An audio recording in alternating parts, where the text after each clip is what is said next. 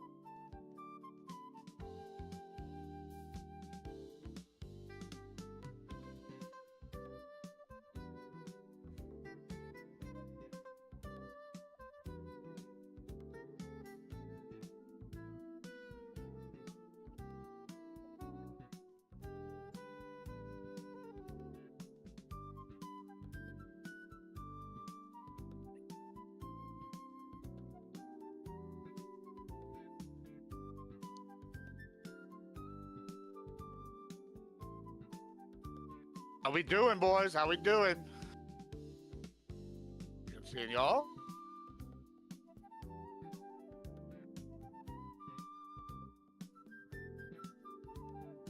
Because he believes in the cause that he's also championing as well. We could just do our own thing.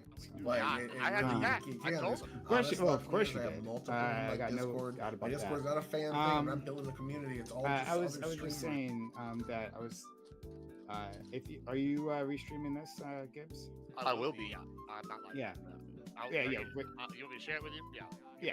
Give me like 5 minutes, and I'll send you the direct link. Yeah, take your time. I've been doing it with Lactweight since you've been gone. It's really good. It like promotes you a lot. Yeah, you're right. So I've already told Prime, but I'll tell you guys as well. Thank you guys very much for doing this. I appreciate it. Oh yeah.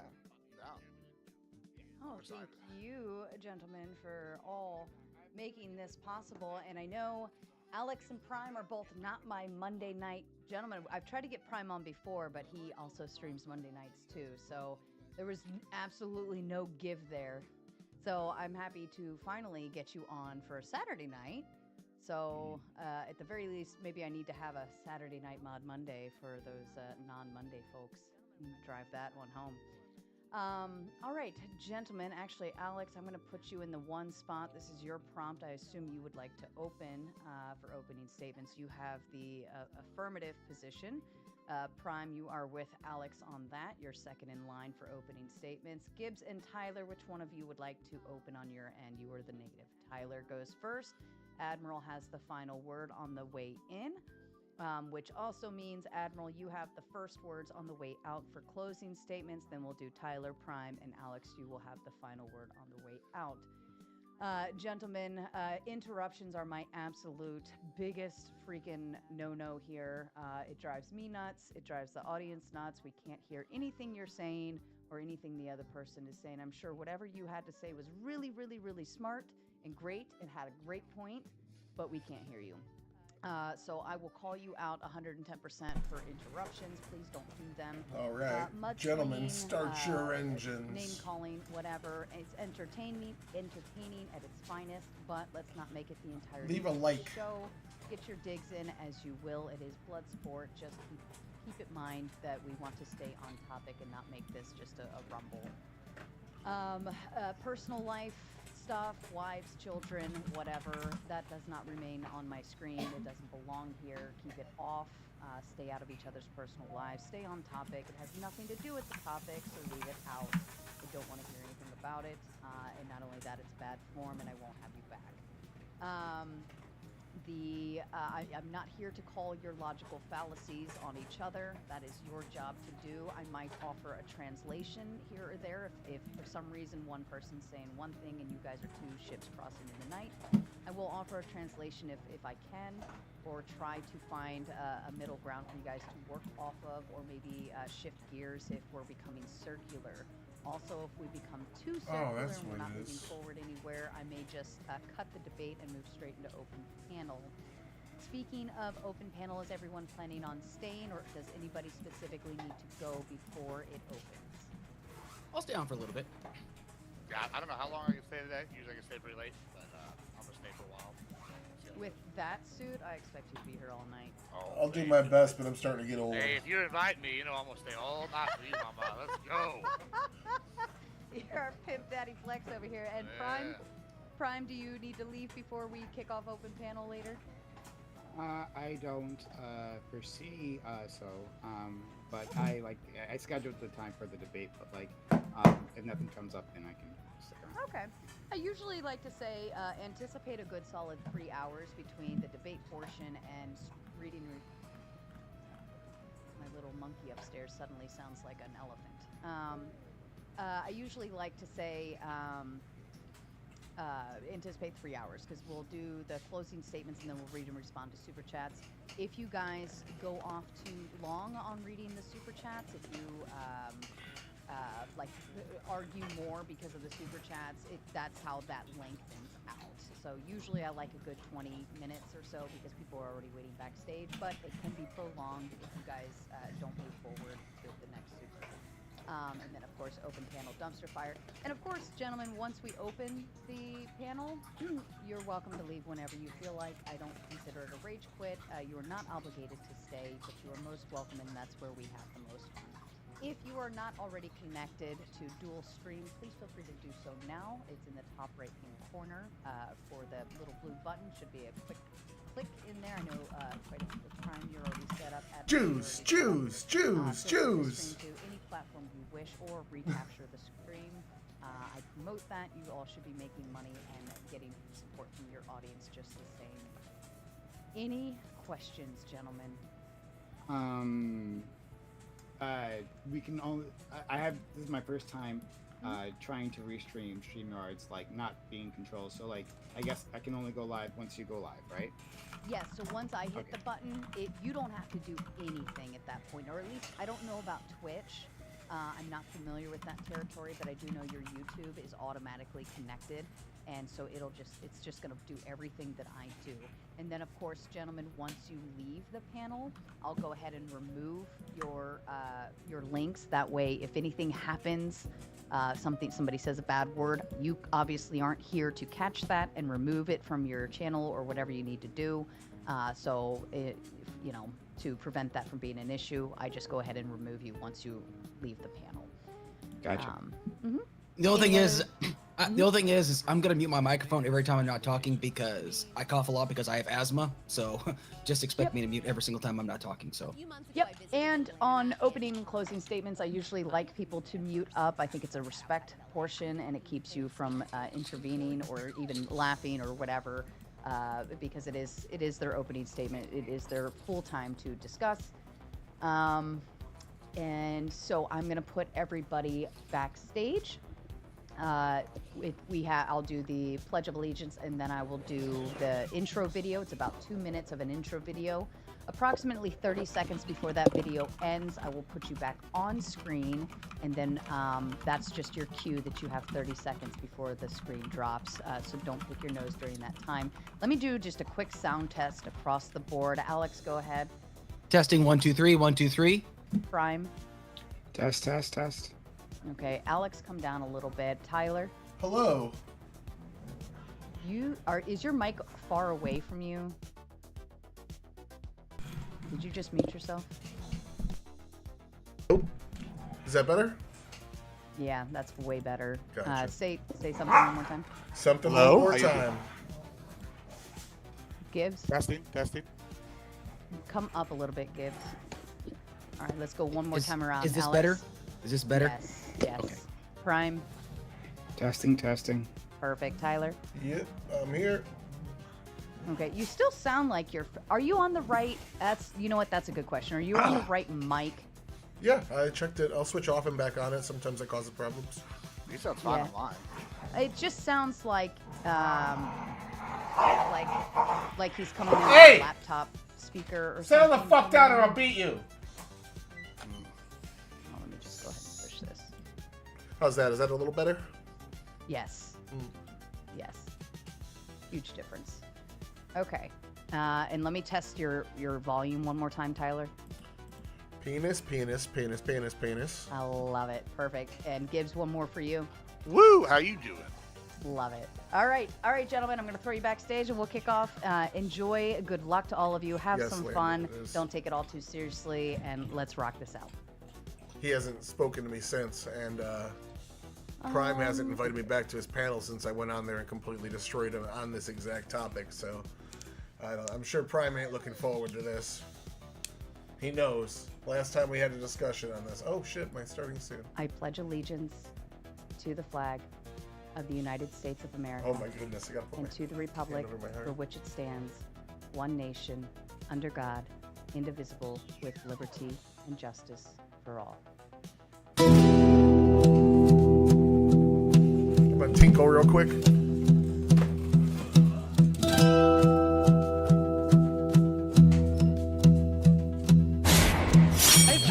Generally, you said feminism is neutral. Here's what actually happened. The foundation of all knowledge. Money. I'm really mad that This is how what difference does it make, right? What Stop. difference? Stop.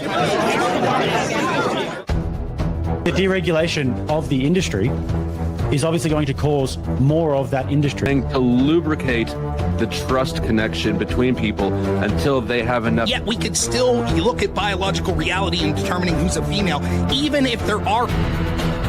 Why don't you denounce feminism the same way you're denouncing capitalism? If you don't... For something to be objective, it needs to be verifiable. And you can't verify... If I make a claim as a political pundit, it is true that I definitely could be wrong. Yeah, you're promoting, right? Ideology is the main thing of politics, right? This is my ideology. Yeah, but... So, 2015, anyone go back and watch the footage? The first GOP debate. Cool. Robert. Oh, they're dead? For a while, you said.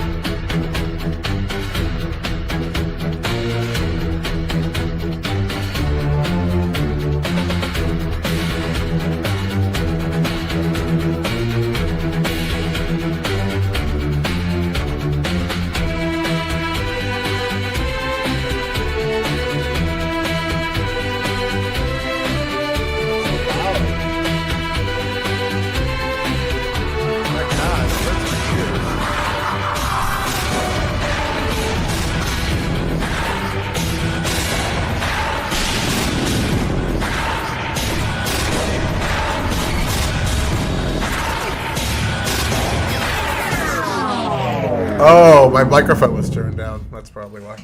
And good evening, ladies and gentlemen. Welcome back. I am Sarah, the Raging Tomato, here bringing to you live a Moderator Monday on a Saturday evening. Yes, that's right. You heard it. That's we're all better. pretend it's Monday here. We all hate each other and the world, and we're going to have a debate about it. This evening, the statement is the U.S. should cut ties with Israel. With me, I have Alex Kirsch Project, Prime K's, Tyler, the average debate enjoyer, and Admiral Stop it! For fuck's sakes! Yes, first things first, Sarah, thank you so much for setting this up, and I want to thank everybody for participating tonight. So, ladies and gentlemen, I rise tonight to make the case for cutting ties with Israel, and I do so for those who no longer have a voice. Take Hind Rajab, a 5-year-old girl in Gaza. Family's car was riddled with over 300 bullets by Israeli forces. Panicked, she managed to call emergency services, whispering that tanks and soldiers were approaching. Moments later, she screamed and she was silenced forever. Or Rahil Rasras, age 32, who died of malnutrition at Nasser Hospital, weighing just 55 pounds, or Hussam al-Masri, a Reuters journalist, I say again, a journalist, was killed while helping evacuate patients from that same hospital after Israeli rockets struck it not once, but twice. These people were not Hamas. They were not combatants. They were a threat to nobody. They were human beings simply erased. Since October the 7th, Israel has unleashed a campaign that Amnesty International, Human Rights Watch, Medicine Sans Frontiers, Save the Children, and even Israeli groups like B'Tselem have called a genocide. Doctors describe hospitals as hell on earth. While children are being shot while trying to get food at aid sites, aid workers have been obliterated by airstrikes. Starvation is being used as a weapon. And yet we continue to bankroll this. $3.8 billion every year in military aid to Israel. And to put that into perspective, we trade $253 billion with Germany, $217 billion with Japan, $118 billion with India, and $120 billion with Brazil. None of them get billions in weapons. But Israel, with only a $35 billion in trade, gets endless subsidies to drop bombs on civilians. That's not strategy, that's complicity. Now, I know what my opponents might say. They'll throw in some whataboutisms, Iraq, Afghanistan, maybe even Dresden, Germany during World War II. They might say war is hell. But last I checked, the United States condemns starvation. We don't fund it. They'll say we need Israel for intel against terrorists, but relying on Israel for counterterrorism is like paying a pyromaniac to be your firefighter. Their brutality doesn't make us safer. It fuels the very extremism they claim to fight. And finally, they might say cutting ties is anti-Semitic. Let's be clear. Anti-Zionism is not anti-Semitism. We do not oppose Israel because of Judaism. We oppose Israel because of its government's war crimes. True allies hold each other accountable. Blind loyalty to genocide is not friendship, it's betrayal of our values, of international law, and of humanity itself. So I ask you, what do we stand for as a nation? If we believe in human rights, in the rule of law, in justice, then we must say no more blank checks for bombs, no more red carpets for war criminals, and no more complicity. Cutting ties isn't abandonment, it's accountability, and accountability is the first step towards peace. Ladies and gentlemen, I urge you to support the motion. Thank you. Thank you, Alex, and Prime to you, please. Don't forget to unmute. Hello. I'll keep my opening statement quite short and to the point. The U.S. should absolutely cut ties with Israel. Israel is a rogue state. Israel has proven itself to be an untrustworthy partner for like decades, beyond even the current conflict. They are a completely untrustworthy partner, and they inflame the region. So Israel makes the United States less safe. That goes against the conventional thinking here, right? At least the thinking that the establishment tries to push on to the people. That somehow Israel is some sort of bulwark against the dangerous savages. Honestly, savages is really what they mean when they're talking about our Arab friends. But no, Israel is the focal point of rage that you'll see within that region. And our support for it only makes us a target as well. So for that and a whole list of other reasons, not least of which, of course, is the genocide that's occurring, the U.S. should cut ties with Israel. Perfect. Thank you, Prime. Tyler, to you. Alrighty, the prompt here is, should the U.S. cut ties with Israel? And the answer is always and clearly, absolutely not. We're going to go into two breakdowns from my argument. First, reputational damage to the United States for keeping Israel an ally, and secondly, strategic advantage for keeping Israel an ally. So I think moving forward, we have the most technologically advanced nation pushing Western values more so than anyone that surrounds it. It's a no-brainer. But since this is still a debate, I guess that's too high of a bar to set. What we're going to see is you have to dozens of Arab nations are willing to come to the table if this new Trump deal happens that was just proposed. This new Trump deal to make Gaza great again is a shot in the foot to anybody that says we should pull away from Israel. It is going to stabilize the region more so than it's been stabilized in the last 200 years, long before Israel was incepted. So my first argument is going to be reputational damage to the United States, and here we're going to go through a lot of false claims like the famine in Gaza being caused by Israel, a genocide happening, occupation happening, murder, and all these things. We're going to go through and actually look at the facts of all these. We're going to look at how there's a massive double standard. That double standard is we need to take Hamas at face value. We need to quote their death tolls, even though they've been disproven multiple times, and everything Israel says is a lie because they've lied in the past. And it's just going to be a massive double standard that we're going to expose all night. If you're looking at both sides of the military conflict here, Israel is clearly the much more humane side. So Hamas backer and funder Iran, this is where we're going to start to move into strategy. Hamas backer and funder Iran, they have lied to us multiple times through the JCPOA. They were funding Hamas to the tunes of billions of dollars. They were paying martyr funds. They were killing our troops. They were kidnapping our people. And on top of that, they were aiding our worst enemies on the world stage, China and Russia. Number one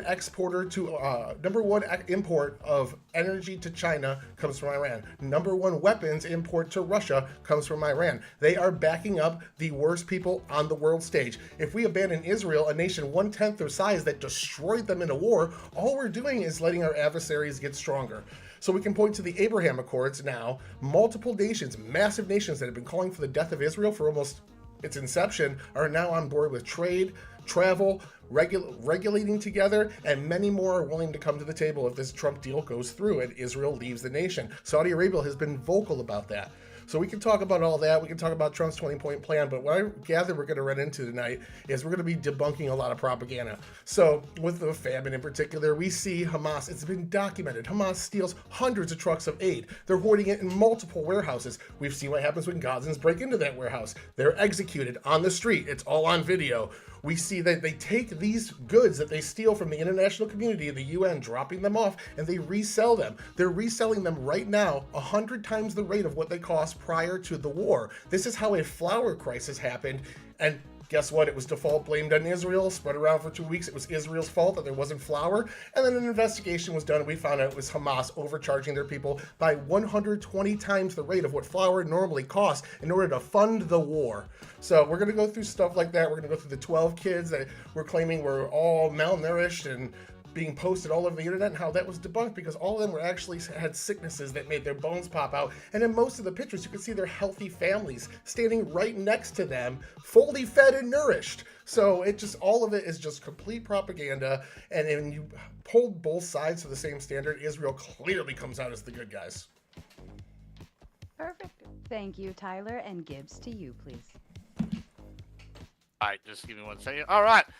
Good evening, my fellow Americans. First, thank you, Sarah, for having me on again. As for the topic tonight, many of you may know me, some may not. So without further ado, my name is Justin Admiral Gibbs. You can find me on every platform as Admiral Gibbs. One thing that I'm sure my opponents will bring up is that despite the fact that I'm a patriot, I only care about what's best for me. Before we begin, I think it's important to clarify that neither myself nor my partner have ever been given any Jew gold. No one is paying us for our opinions. We truly only want what's best for the United States. The prompt is the U.S. should cut ties with Israel. As my partner has clearly laid out, the answer is a resounding no for a plethora of reasons. Some of these include Israel being our client state, technology, real-time experience, weakening of the axis of evil, liberal democracy, historical and religious reasons. Israel, for all intents and purposes, is our client state and one of only a few reliable partners in the region. They are a reliable economic partner and one of the largest producers of semiconductors outside of Taiwan. They consistently back us when we put forth resolutions to the UN and back us in condemning our adversarial powers. Which brings me to my next point. As I stated earlier, I am a patriot. Iran is part of the current axis of evil. Along with North Korea, they're the biggest state sponsors of terrorism globally. They fund and support groups directly with the Iranian Revolutionary Guard, politically and strategically, as well as more tangibly with munitions, such as rockets and other munitions. Hamas is one of those groups. Hamas has no problem launching rockets from the roofs of schools, hospitals, and other apartment buildings, while Israel warns people to leave before they bomb buildings in order to reduce casualties and only destroy the infrastructure. Israel is also tied to our military-industrial complex. If you're an American, then you should be happy that Israel is our ally. Israel is one of the biggest buyers of our weaponry, and even have their own variants of our weapons platforms. This is an economic boon as well as a benefit for our technological advancements in regards to national security, as well as real-time experience fighting our enemies. I won't go into the specific technical names unless necessary and pressed by my opponents, and I have the sources with their actual technical names, but I'm going to refer to two platforms as I for Israeli variant going forward. The F-35I and the F-15I both have been built for specific missions with modern tech that have been tested in proxy wars repeatedly. Not only that, the currently proposed Golden Dome is being based off the highly successful Iron Dome that we assisted Israel in building. America is safer from rockets due to the fact that these evil countries keep trying to fire rockets at Israel and wipe the Jews out. And they have built one of the most prolific missile defense systems of all time, and they keep improving it. This experience has been invaluable to the United States. We have been able to see our upgraded platforms tested in real-time combat situations against our client states against near-peer adversaries. Israel is also one of the only liberal democracies in the region. They accept most people into their country, allow them to become full citizens. The ethno-state claims are highly exaggerated. And even if they were true, how come the libs and lefties, like our opponents, always point to other racist ethno-states like the Nordic countries as ideal socialist models? The Hamas, the despicable terrorist organization, hates the LGBTQ community and has been known to stone gay men and women to death and throw them off buildings. Their backer, Iran, forces gay men to transition or chemically castrates them. If you're pro-LGBTQ, you can't be pro-Palestine, despite what many would have you believe. Right after Hamas is done committing the biggest Jewish genocide since the Holocaust, if they succeed, they will turn right around and wipe out the LGBTQ community. Why do my opponents here hate the LGBTQ community? That's what I want to know. Why do these people want these people murdered? Also, the Palestinians have no historical claim. The earliest people we can trace back to are the descendants of the Phoenicians, aka the Sea people from ancient records, who came in and wiped out the original inhabitants. But we're in turn conquered by the Israelites. As for the religious aspect, if you're a Christian, and I know many of you in the audience are, the Bible is quite clear about what happens to the countries that oppose God's chosen people, the Jews. Israel's a Jewish nation. Our opponents will try to argue that they are against Zionism but are okay with Judaism. This is a perfidious and duplicitous deception to cover their hate of religion and their hate of the Jews, and by extension, their desire to weaken the great United States in order to implement a national socialist, a democratic socialist system. Don't let the leftists and Sharia law-loving Muslims convince you to abandon Israel. It's just the first step towards either a theocracy or something akin to a national socialist government. Democratic socialist government. Finally, the most American of reasons, we love Israel. Israel fucking wins wars. Why would we ever want to team up with a bunch of ignorant, women-hating camel herders who chant death to America every chance we get? God bless America. God bless Israel. Now into my opponent's cases. They didn't put forth anything of substance. As Tyler is going to get into, he put forth several examples of these people saying these kids are dying, and then all sorts of other things. And then we find out later they're not dead. They come forward all the time. We know that they played duplicitous games with how they describe casualties. We know all these things. Hamas is a liar. Why would we trust terrorists? Why would we trust people that are backed by groups that chant death to America? I don't know. Maybe our opponents can enlighten us, but I doubt it. Thank you, Gibbs. And as a kind reminder to our audience, we are going to get through the debate. We will move into closing statements, and then, of course, we will read and respond to your kind super chats. And, of course, your favorite portion. After that, we will move into open panel dumpster fire. So if you have something to say to any of the panelists, we will move into that portion a little later, and you'll be able to come on and tell them how you feel. Gentlemen, I leave the floor open to you. I'm kind of curious. Do you guys think that there's a genocide going on in Gaza or in Palestine right now? No. Why not? But there isn't. It's a gay genocide. Why do you think it's not a genocide? Well, genocide, unless you use a very broad definition of the term, expand it far past what the term actually means. Going off of Israel's numbers, only 2% of the nation has died in over 2 years of combat. Israel has been relocating millions of people all over to avoid combat.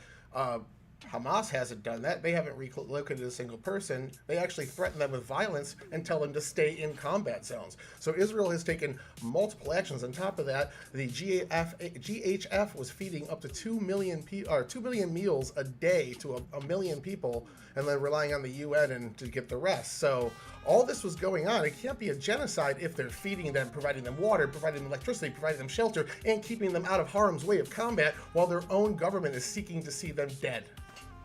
Okay, so first things first, since you said a lot right there, I just want to make one thing clear. Genocide doesn't mean wiping out an entire population. It's talking about targeting an entire group of people for elimination, to exterminate them, essentially. And just because you move people, we have to remember something. Israel told people to go to Rafah. You know what they did afterwards? They bombed Rafah. They moved people out of Rafah before that, too, though. I'm sorry to cut you off. But no, it's fine. They killed people in Rafah. And let alone the fact that they've been very clear that they are not just killing these people. They're also ethnically cleansing, which means moving them through their houses and then occupying that land. That's ethnic cleansing. And I'm just kind of curious, like, how is it you can say that this is not a genocide where pretty much every human rights organization I listed has stated that this is 100% a genocide? Are you saying that you're correct and they are wrong? Correct? Most of those human rights before you answer, Tyler, let me just ask you a question, if you don't mind. So you're against ethnic cleansing.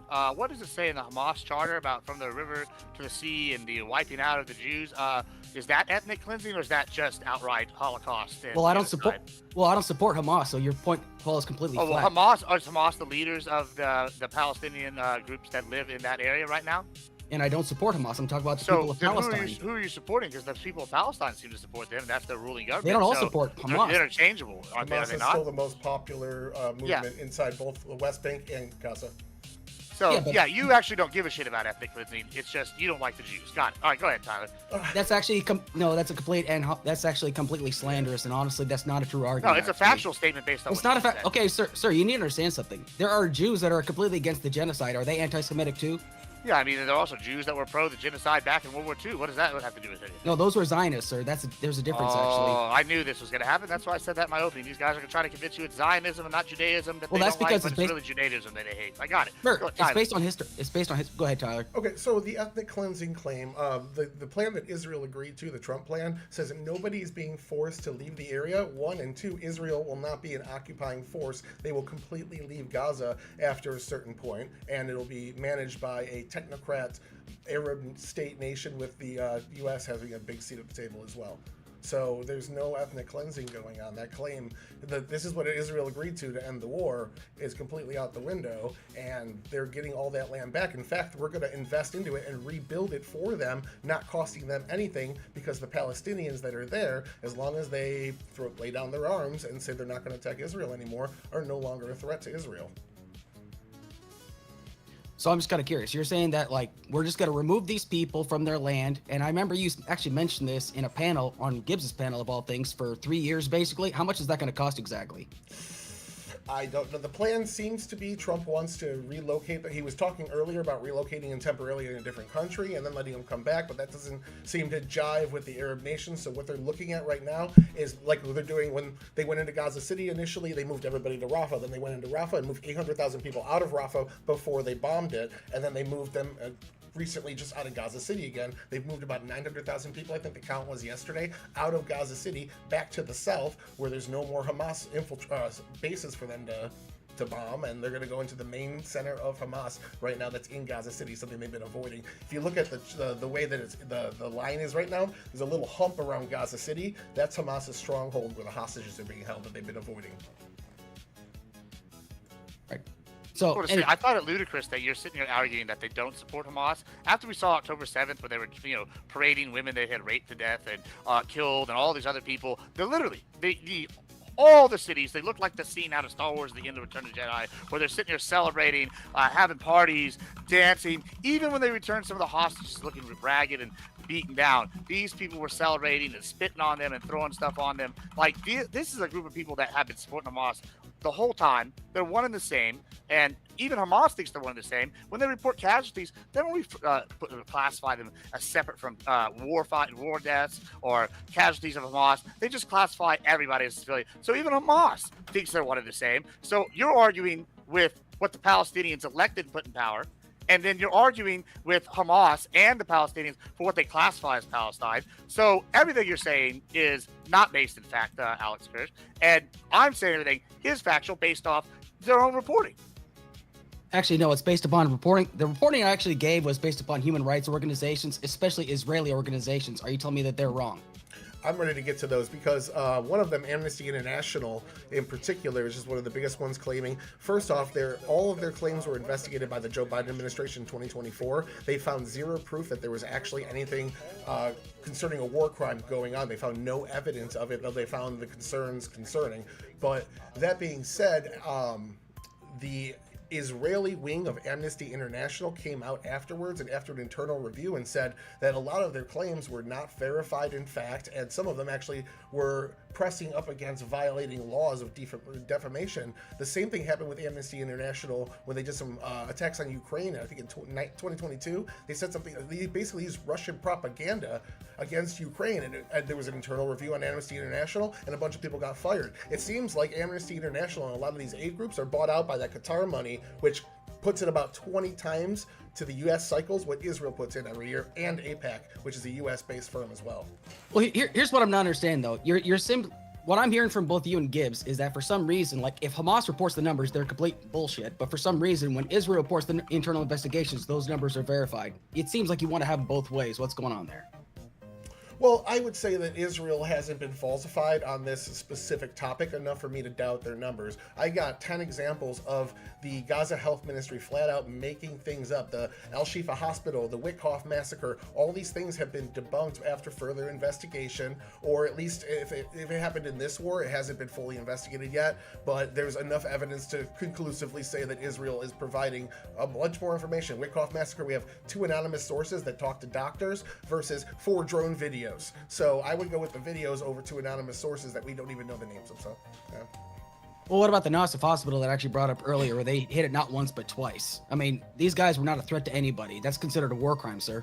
I would have to look into that, but from what I have seen, every hospital that Israel has hit, they can show through satellite imagery and through tunnel mapping that they not only had bunkers and bases underneath them, but they were also linked to the mass tunnel system in Broad. There's an article I have in my citations of a children's hospital that was being used. The basement of it was hooked to the tunnel system, and it was being used to store weapons and rockets. If one of those rockets had just exploded, it would have killed all those kids above, and that's what they were using it for. It's been documented for years. They dug up their own water pipes, turned them into missiles. They were given giant hydroponic beds when Israel was forced to withdraw all the Jews out of that area when they gave it to them after Oslo. They tore up water pipes to turn into bombs again and tore up this giant hydroponic bed that could have provided food for their entire Gaza. Okay, so first things first, sir, none of that is true when it comes talk about the Nassif Hospital, actually, because even Israel came out and says, oh, that was a mistake. We were not supposed to hit that hospital, but they didn't hit once. They hit it twice. So I fail to see like how there's tunnels and they say, oh, yeah, we did it on purpose. But then they say, oh, no, that was a complete accident. I'd like you to tell me, how is that possible? Because there was video footage of them actually evacuating people that were not a threat whatsoever. They were not an ongoing threat to the Israeli military whatsoever, and they still hit it not once but twice. Israel tried to say it was a mistake. These guys were aid workers and journalists. This is a war crime. Do you deny this? Are you actually trying to sit here with a straight face and pretend that, okay, you might be able to find one example where Hamas was able to bamboozle people, but are you actually with a straight face trying to sit here and lie and tell us that Hamas isn't using people for human shields? We know for a fact one of these journalists you just mentioned was one of the people that was holding a hostage for Hamas. Yeah, we do that. Wrong. It's been verified several times. What was the name of the journalist again? I don't have it in front of me. I'm sure we can find it. Of course you don't. That's convenient. Listen, yeah, it's convenient. Yeah, listen, I'm not going to sit here and play Google games, but like we can find it in a second. I'm not a big deal. But we already know that's one of the things. We know these people have used civilians holding their hostages for a while. It's been a well-known established fact. We know they've shot rockets from the top of schools. We know they've used hospitals as military bases. We know they dug up the water system for and power plant systems to make rockets. This is like not even a debate. We know they flew in and attacked a civilian festival on October 7th. Yeah, that's not it for a debate. And then we know they celebrate and drag these bodies through the streets. And you're sitting here going, oh, that's a war crime. You know what's a war crime? Attacking a music festival. That's a war crime. And then now they're sitting here having to suffer the consequences because their elected government is taking an ass beat. I'm sorry. I'm not sympathetic for that. Here's the let me clarify something real quick. So first things first, I denounced what happened on October 7th. It was definitely a war crime. Pretty much everybody across the country, across the world, even people that support Palestine say what happened on October 7th was a war crime. So first things first, I'm actually very consistent about this. And second, I want to bring up another point, and Prime, I promise I'll let you get in here as well. So it's so funny how like Gibbs talks about, oh, well, why would we support people that are against the LGBTQ plus community? It's kind of a fair point. It's interesting you bring that up because we're actually allied with a lot of other countries that are anti-LGBTQ plus, like for example, Saudi Arabia, Qatar, United Arab Emirates. So does this mean that we're suddenly going to start, bombing them or something like that? And we need to understand something, though. Human rights aren't exactly a menu item. You don't get to excuse a genocide because one side scores better on LGBTQ plus stuff. And we're simply talking about the fact that if you're upset, oh, I'm not going to side with people in Palestine because they're anti-LGBTQ plus, which you, of course, I don't know how you feel about the community. But the thing is, we're allied with other countries that also have horrendous LGBTQ plus violations, basically. So I don't know where you fall on that spectrum. Well, I just want a quick point of clarification. I have two sources right here. One's the New York Times, known for being extremely conservative, according to, Schumer. I'll send it to Sarah if she wants to look at it. I have another one from CNN. Both of them are sitting here citing that it was a journalist that was sitting here hiding 3 Israeli hostages in their family home, and they were rescued by Israeli forces. Both and the hostages themselves testified to that, as well as the Israeli government. So yeah, it sounds like you're wrong or you're lying. But here's the thing: the journalist I brought up was not involved in that whatsoever. He was a Oh, Reuters journalist. how convenient. It's real convenient. I when it's gave not him the a name, journalist you actually. brought up, but when I can actually name the specific journalist. I I'm not did even- name a specific I'm not journalist, to be able to pronounce Sir, his name. that's the difference between you and me, though. I actually. Oh, I will had name it. it. His name is Abdullah Al-Jamal, right? A Palestinian journalist and Hamas operative who also moonlighted for Al Jazeera as well. He hid 3 hostages in his family home, and you were just saying, oh, these people are all journalists. No, this is exactly to my point, where Hamas is using civilian workers and civilians to sit here as human shield. That's what they're doing. They're despicable people. It's evil, and this is their elected government doing this. Was Hossam al-Masri a Hamas operative, sir? Abdullah Al-Jamal was the guy that I I'm didn't ask talking about him. Oh, I Sir, don't give a shit about what you're talking about. I'm talking I know about you the don't give a journalist. shit. That's Yeah, the because you're difference. sitting here being dishonest. You're pointing to one What? journalist who didn't do this, and I'm pointing to a journalist that is a Hamas operative. That's one of the ones I'm talking about. So, and you're sitting one here going, Hamas. well, X didn't do this, so we should ignore Y. That's ridiculous. Like, are you kidding me? If I'm sitting here working for, like, I don't know, let's say I'm working for the Klan. And I work for the Klan, and I'm a journalist, and I don't know, Tyler works for the Klan, and he actually kills 3 people, but I don't do it. And all the Klan members go, oh, Gibbs didn't do any of this, so we should all just stop looking at the journalists working for the Klan. Do you see how stupid that fucking sounds? I see now the whole entire hypothetical scenario has nothing to do with this debate anyway. So, Prime, go Well, ahead and if jump you in can't here, see buddy. how that hypothetical scenario has anything to do with this debate, It has- then it has goddamn, you got 2 brain cells and they're both gasping for air. Cope and seeds, sir. Go ahead, Prime. Yeah, I'm COVID and seed. Let me, before we move on, can I address your hospital question first? So I just looked it up. The IDF hit the hospital 2 times in August. Both times they said it was an intended target. What they apologized for were the 19 casualties that resulted. But they had already raided that hospital twice previously. Once in February, the first raid, they found hundreds of Hamas inside of it and connections to the tunnels. So that hospital was being used as a military staging ground. So again, why did they apologize if it was an intended target, though? Because they killed 19 people, so they apologized to those 19 people and their families. They killed the 19 civilians that were not the intended target. Okay, so apologized is that, but it's still considered a war crime. Would you agree it's a war crime, sir? No, if they're using it as a military staging ground, they lost that right.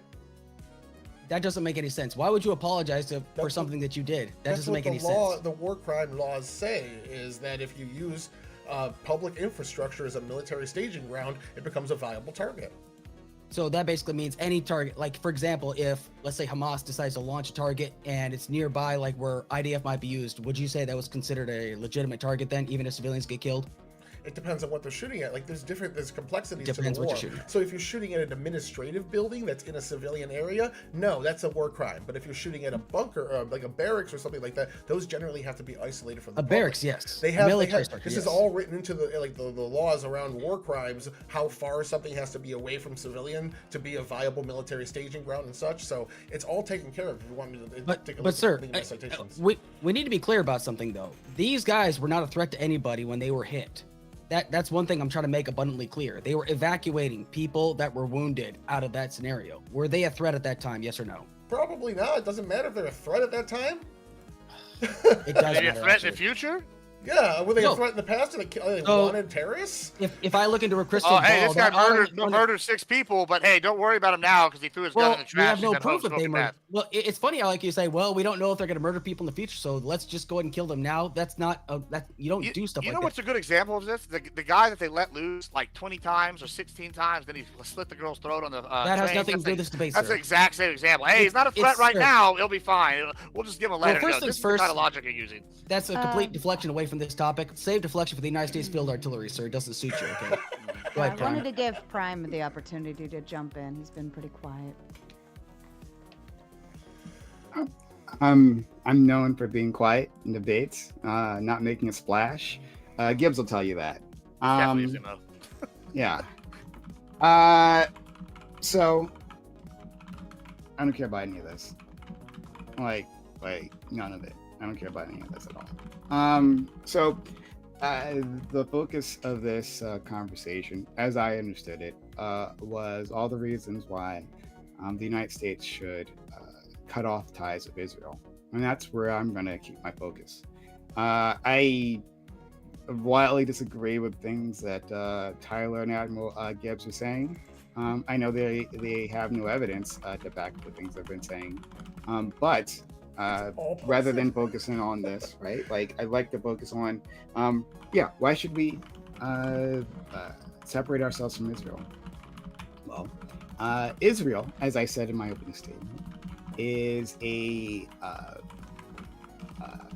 not firebrand. It throws gasoline into the fire that is the Middle East, right?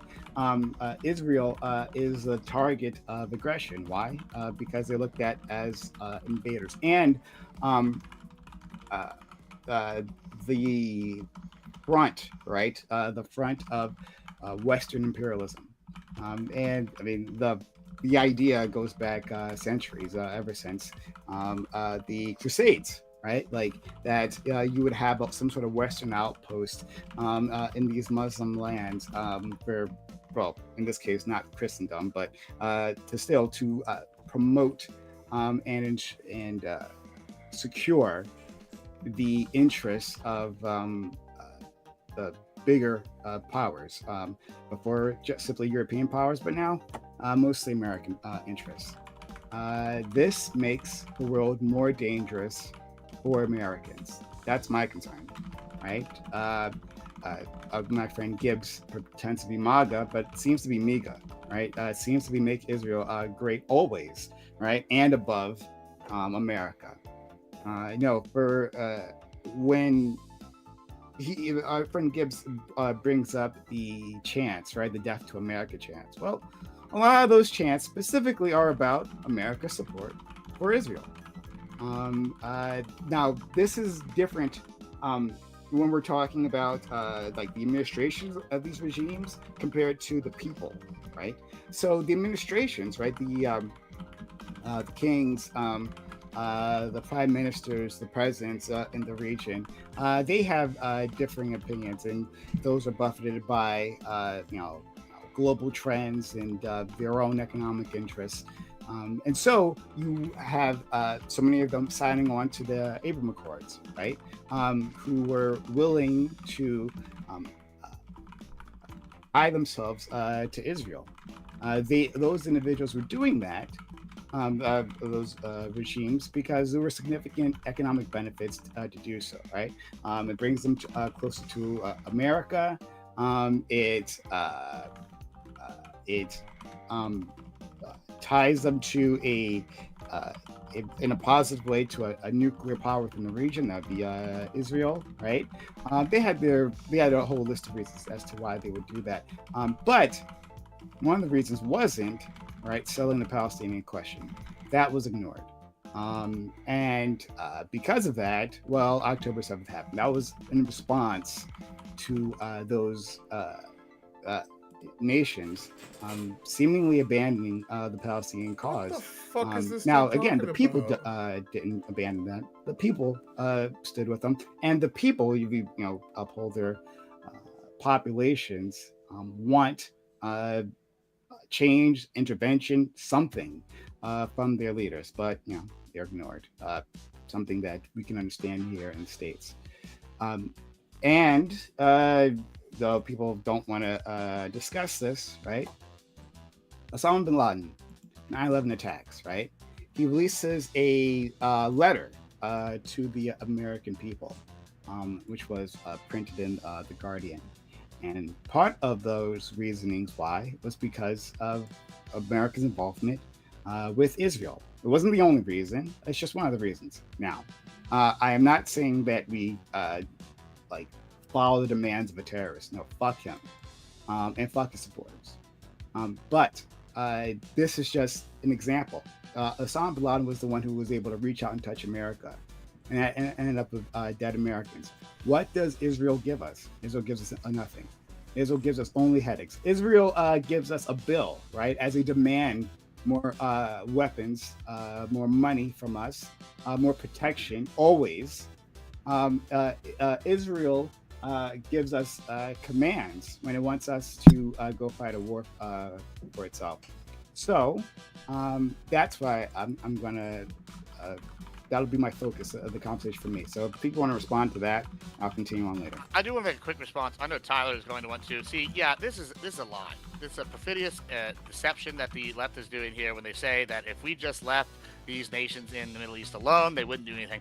Let's go back. Let's do a little history lesson. I don't know if y'all like history, but I fucking love history, right? I got a minor in it. I'm a big fan. You know, we look to our founding fathers and all this good jazz. Let's look to one of our founding fathers. Thomas Jefferson asked the ambassador of Tripoli before we went and whooped their ass. You know, I don't know if you know the Marine Corps fight song, but, you know, from the halls of Montezuma to the shores of Tripoli. When he asked the ambassador of Tripoli, who was a Muslim nation at the time, he asked him, why are you attacking our ships and enslaving our people? And the ambassador told Thomas Jefferson and John Adams that the enslaving American slavers was justified by religious law.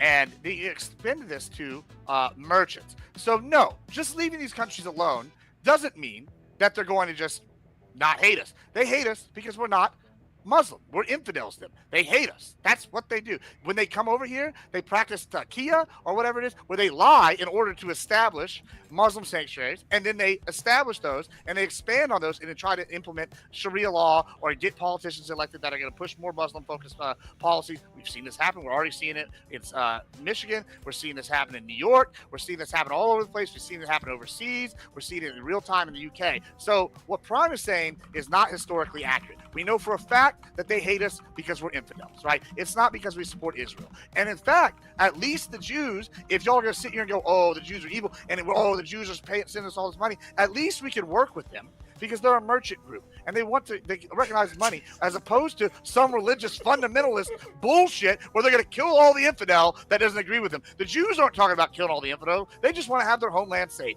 But you know what groups are? The Arabs. They are sitting here saying they want to kill death to America, and it's not what Prime said. And we can look back all the way to 1786 for that proof. So I want to hold on before we go there. I'd like to respond. I never said Jews are evil. So definitely don't put that in my mouth. I have nothing but respect for my Jewish brothers and sisters around the world and the Jewish tradition. Well, I respect the Jewish tradition as much as I respect any particular religious tradition, which is really not at all. But still, I treat it no differently from any other. I treat it no different from any other, right? Christendom or Islam or whatever, right?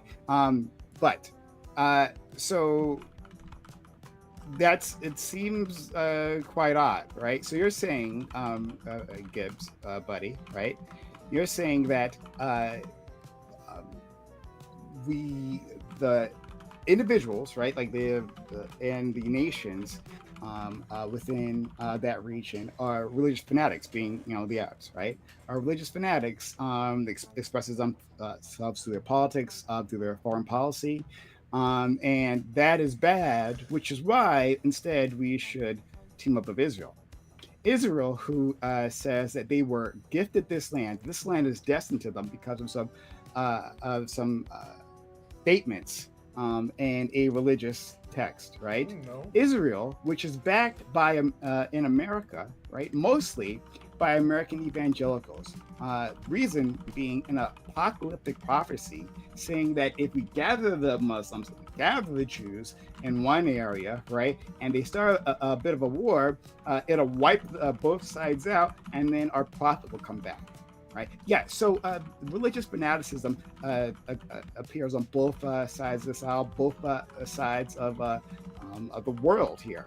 In this topic. So let's not pretend like we're any different, right? Yes, you'll find religious fanatics on the Islamic side. Absolutely. Yes, but you it's will. Not a fanatic, right? Prime. It's a mainline Islamic position to implement taqiyya. It's a mainline American position. Well, yeah, sure. Right? I mean, if we want to talk about mainline American position, I agree. I agree. Manifest Destiny was based as fuck. We had a God-given right to conquer the rest of the United States. I like all these states being ours. That's cool. I agree. You're absolutely right. God gave us the right to be the fucking big swinging dicks of the world. I'm a big fan of that. I'm not arguing. I'm not arguing whether like the religious interpretation is correct or not, right? I don't care. I mean, like of course it's not, but it's not worth my time to go over that. I'm simply stating that the religious fanaticism isn't a one-sided scenario, right? We understand this happens on both sides, right? There's a difference, it Brian. animates both sides. Yeah, but one is an apostolizing religion, right? That's the Islam, right? They go and they preach the word and they try to convert, and if you don't convert, they force you to either pay a tax, or they sit here subvert your government, or they sit here and try to take over your country, or they try to kill you, or like the gays. This is all the things we know they do. This is a thing they preach in their mosques. This is the thing that's in the Quran. I could point to specific portions of the Quran that say these things. It's not a question. Versus the Jews.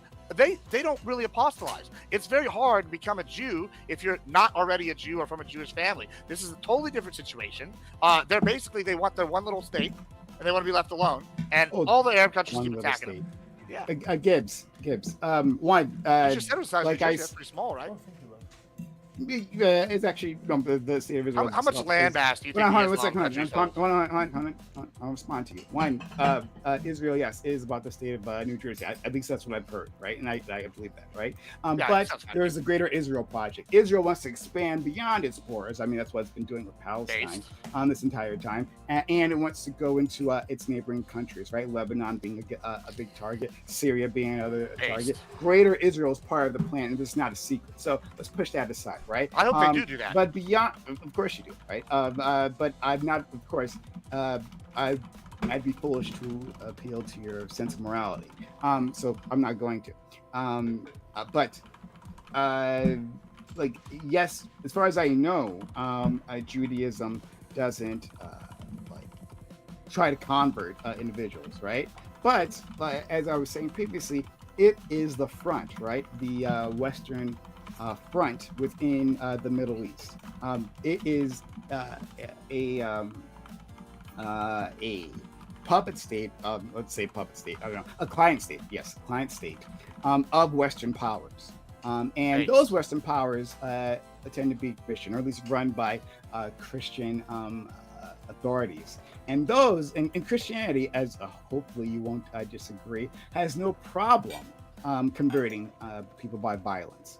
A long history of converting individuals by violence. And so let's not pretend that Islam is some sort of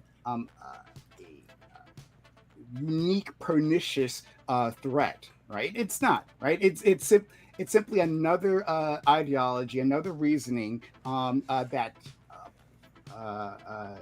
gives people some sort of ideological backing to their actions within the region.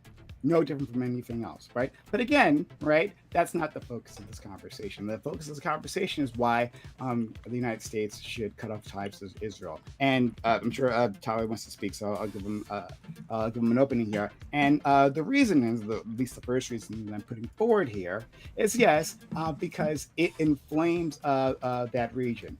They look at the Israel population as invaders, right? As part of a new crusade campaign, and they've got plenty of reasons to think that. But yeah, I'm sure Tyler wants to say something. All right, Alex, first, could you check the private chat? I wanted to get those two names you brought up and make sure I address every point you got, because I don't have those in my notes, actually. For once, somebody over-prepped more than me on something. So, Prime.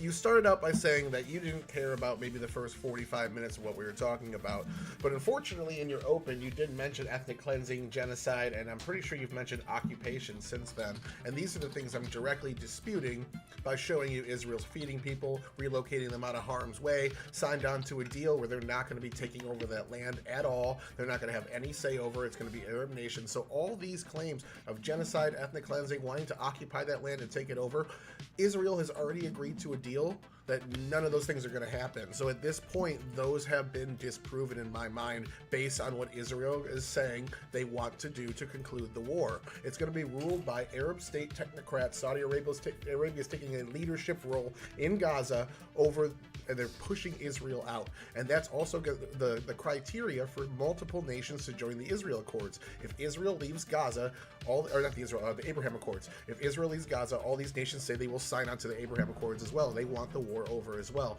So I'm saying you don't care about it. I mean, I have almost 200 links in my citation document backing up all these things I'm saying. Alex hit me with a couple I wasn't expecting, so I'll get to those shortly. But if the foreign strategy, the foreign policy aspect of this, I'm the only one that's brought up why Israel is a positive or negative to the United States, and it's that we are stopping Iran, who is one of the major backers of China and Russia. They're helping them fight Ukraine right now by selling them drones, selling them drone technology. The number 1 and 2 drones used by Russia in the war with Ukraine since it started come from Iran. Now they're building them locally. About 80% have been built in Russia, but they're still sending chips up. They're still sending parts up. Russia's just manufacturing them there because they can get them to the front faster.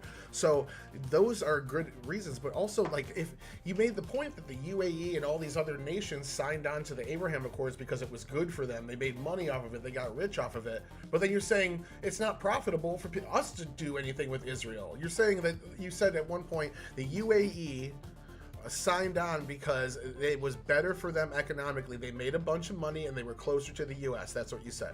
I didn't bring up the UAE. I didn't say it wasn't profitable for us. You said they made a bunch. Well, you said they made a bunch of money. I'm just saying, if it's profitable for them to work with Israel, to have relations with Israel, why isn't it not profitable for us? I didn't say that, but I didn't say that. Okay, well, I'll move on to the next point. My bad. I might have misunderstood you then. So, Israel was granted. You say Israel took this land because of religious doctrine, but what actually happened is Israel was granted this land. There was a shared land promise that was given to them. What happened after that is about 2 years of terror attacks against the Jews from the Palestinians. So the UN passed a resolution to give Israel about 60% of that contested land and give Gazans about 40% of it. Israel accepted and began to move forward with what the UN set out. The Gazans instead protested, rioted, and then 5 nations attacked Israel. So the response from one side from the UN's resolution was, okay, we'll just go build our own thing, and the other side was, they all need to die. So I would say Israel has really a pretty good claim to that land because of what happened under the UN and these nations that keep attacking them. In the deal that Trump's proposing, Israel would back out of most of the land they've taken in the Gaza war here, and also give them back land from previous wars that they won when Arab nations attacked Israel, which happens every single time Israel is attacked. In this instance, 6 nations coordinated behind Iran, funded by Qatar, funded by Iran, coordinated 6 proxy states, not nations. Only 2 of them were Lebanon and Iraq, I think. But all attacked Israel at one time in order to wipe it out. Gaza was just one. Lebanon, the very next day, was firing rockets at the top 20% of Israel, forced them to evacuate their entire population, all while breaking a UN treaty, while the UN was standing there watching them. The only time the UN spoke up was when Israel started bombing them back while they were at the Litani River, a 19-mile strip between Israel and Lebanon. It's supposed to be a peace zone. Hezbollah was in there shooting rockets. Israel went in, shot back. The UN said, you're shooting at us. How can you shoot at us?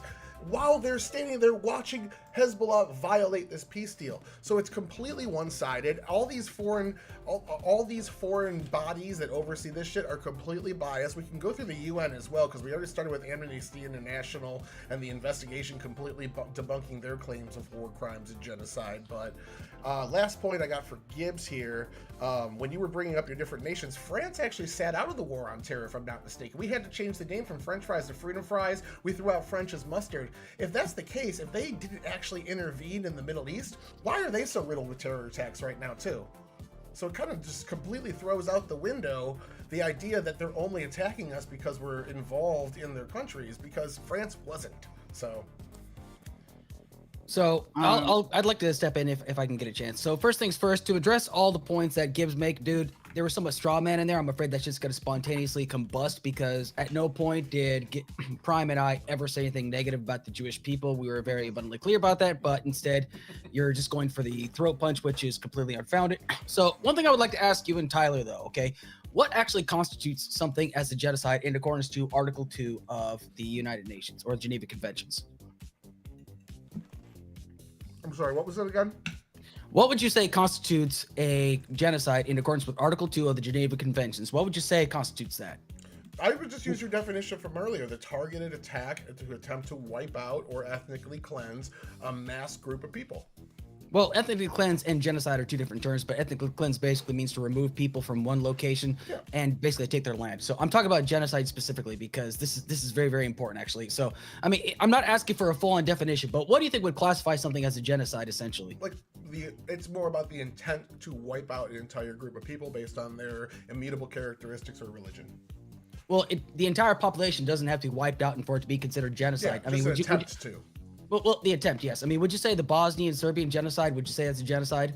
I don't know enough about every world genocide to answer that. Well, I prefer Israel. Okay, that's completely fair. Okay, I'll give you a good example. This is relevant to the topic of discussion because you had General Radko Mladic, who literally went into a town. I can't pronounce it because I'm really, really terrible at pronouncing names like that. But he literally lined up entire people, military age males from 12 to 77, and he executed all of them. That was considered a genocide. There are similar things going on like that. If the UN and the Geneva Conventions considers that a genocide, and they call this a genocide as well, like, how is it that they could be possibly wrong about this? I mean, this is what I don't understand. And one more thing, honestly, how many terrorists or how many Hamas do you think Israel has killed compared to how many civilians? So I'll answer the genocide one first. The UN did not officially say this. I think 60 to 80 UN states said this, if I'm not mistaken. The ICJ, the only body with authority over Israel, has not said there's a genocide going on. They warned them that some of their actions, if true, could constitute as one, but they have never declared a genocide going on. The ICC has. Israel's not a member of the ICC. Who gives a shit? Amnesty International has, and a couple other human rights organizations. Investigation was done showing that there was no evidence to back their claims. In terms of declaring it a genocide, I can show you like what China's been doing, Iran's been doing, Russia's been doing. If we look at resolutions, 87% of the resolutions that have been put against any nation in the world have been against Israel since 2006, where we have Russia moving into 4 different countries and bombing civilians, and they have like 2 resolutions against them at all. So unprovoked, they didn't get an October 7th to move into Georgia or to move into Ukraine. So like the fact that the UN is doing this, the fact that UNRWA is completely overrun, 13% of higher educators in UNRWA were teaching Hamas to hundreds of thousands, Hamas propaganda to hundreds of thousands of students. Now, it doesn't necessarily mean all of them became child militants. We only know about 100,000 child militants that have come out of that so far. So, 400,000 are still not proven to be, but UNRWA, again, also is holding hostages. Hostages that have been released from Israel are saying they were held in UNRWA tents, UNRWA buildings. We've also seen UNRWA, people getting out of UN cars. There's videos on Twitter. I have them linked in my account. People getting out of UNRWA cars and shooting Gazans. They were members of Hamas that were shooting Gazans. The reason they were doing that, those Gazans accepted Israeli food. That to me, there's not a genocide going on. Yeah. So, well, I did get to the second point though. Like, how many? Sorry, Prime. How many Hamas have been killed compared to how many civilians? Well, I think that's interesting, Alex, that you're saying this, right? Like, I just want to focus on this genocide and the ratios, right? I guess Prime would probably argue that we committed a genocide in Afghanistan because our kill death ratio was like 1 to 1,000 fucking militants in Afghanistan. Would I argue that? I don't know. I was giving you. Well, you might not. I mean, you might not argue that we did it. But when we talk about ratio, I know you just don't like wars. But when we talk about, I'm not bad faithing you. I didn't mean it like that. I apologize. Okay, it's fine. It's fine. Yeah. So when I'm sitting here going, hey, when we talk about ratios, just because Hamas is bad at war and they're sitting here classifying every person that dies as a civilian doesn't mean it's unfair and they're sitting here committing genocide. You yourself know that Israel's way more militarily powerful than Hamas. If they wanted to, they could just wipe the whole area off the face of the earth and just pave it over and start rebuilding. There's no question. Not a good argument. Well, hold on. It is a good argument because they could do this. They could do this, and they don't do it. Instead, what they do is provide like a knock method where they bomb an area, but they bomb it in the air, and then they allow people to leave, and then they bomb the building and get the infrastructure out, knowing this is going to allow Hamas leadership to escape. They do this all the time. It's a known and documented thing they do.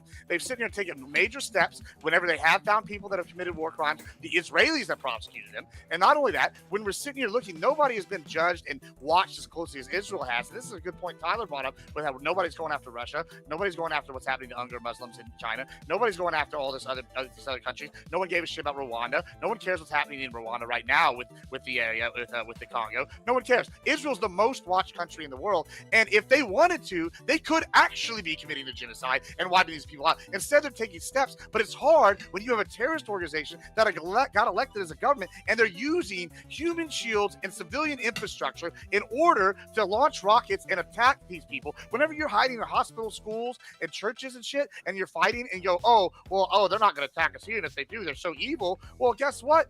You're lucky that that it's not the United States from World War II, because we would have just bombed the church and we would have laughed while we were doing it. And guess what? Now we're over here going, oh, look, poor Israel's so mean because they decided to kill the terrorist hiding in the civilian house. It's ridiculous that you're going to sit here and try to use this argument and say it's not relevant when I say Israel could just wipe the people off the earth, because they could do this and they're choosing not to.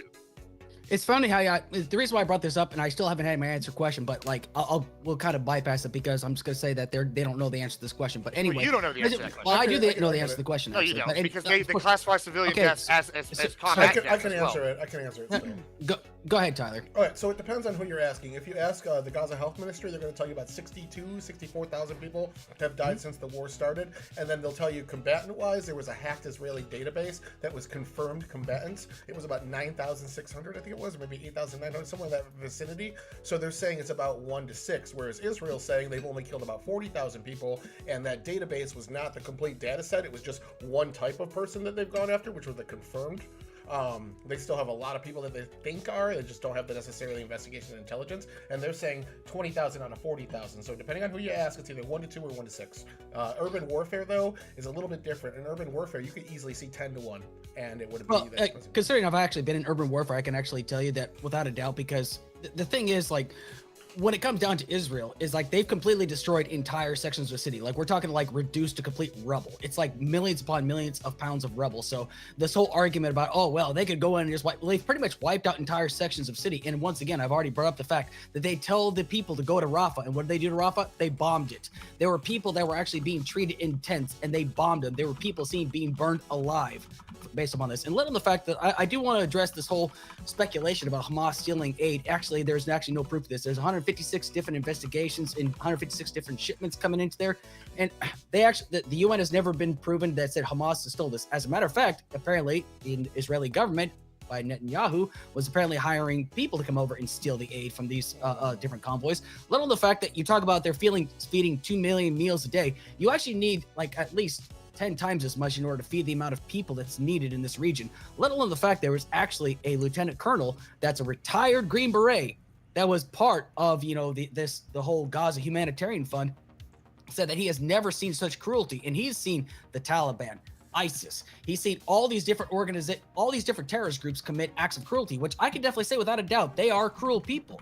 But he has never seen such acts of cruelty where they're actually shooting at people for sport. Once again, a war crime. These are completely undeniable, essentially. You can't sit here and tell me, oh, well, they're the most moral army. How can they be the most moral army? We're not allowing press to come in when they're killing all the journalists, essentially. Okay, so Gibbs brings up one journalist is holding people hostage. Okay, that guy's a son of a bitch. I'm willing to concede that argument. But I'm simply talking about the fact that there are journalists that have died consistently. They've been massacred. There's no evidence that the journalists held hostages. There's no evidence. Anyway. Israel alleges that journalists held hostages in Gaza without providing evidence. A CNN article. They haven't actually provided evidence.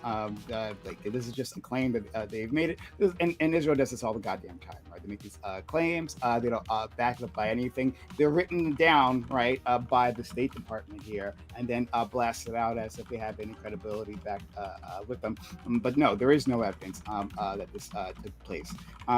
But sorry, I'll let you finish your point, then I'll jump in. I kind of lost my train of thought, so you're good. It's fine. Okay. Then back to it. Tyler talks about the number of UN resolutions against Israel versus the number of resolutions against anyone else. Now, I've never actually looked into this, but let's say that's about right. Well, then that makes sense, right? That Israel would have a whole raft of resolutions against it. Well, Israel's a rogue state. Israel is flouts international law constantly, right? Not the only one, that's true, right? Others do so as well. But Israel has been consistently doing it for decades. Israel has no chill when it comes to following the rules, right? And the reason why it doesn't face penalties is because Big Daddy United States will use its veto power on the Security Council to protect Israel from all these things, right? So Israel, with its illegal settlements, right? Israel. With not complying with rulings from the ICJ. Israel, who has its leadership, is wanted, right? Is wanted by the International Criminal Court. So we understand why Israel tends to be the focus, right? It's not everyone, not because the world wants to be big meanies to Israel, and not because they're just innocent little lambs, right? And they just can't get a break. No, Israel is a threat to the region. Israel, again, inflames tensions, right? So that's why Israel tends to get that focus. Also, yeah, of course, Israel has bombed 6 of its neighbors. Let's not forget that, right? Israel is a belligerent, violent nation that keeps bombing everything around it, right?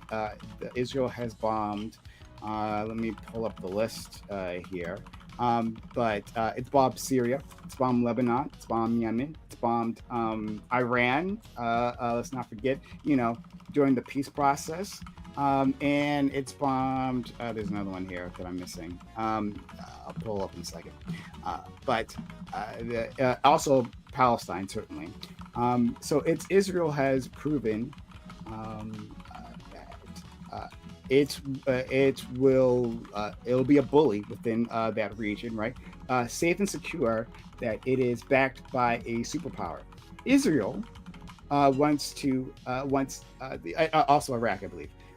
Israel wants to have the United States fight all its wars for it, right?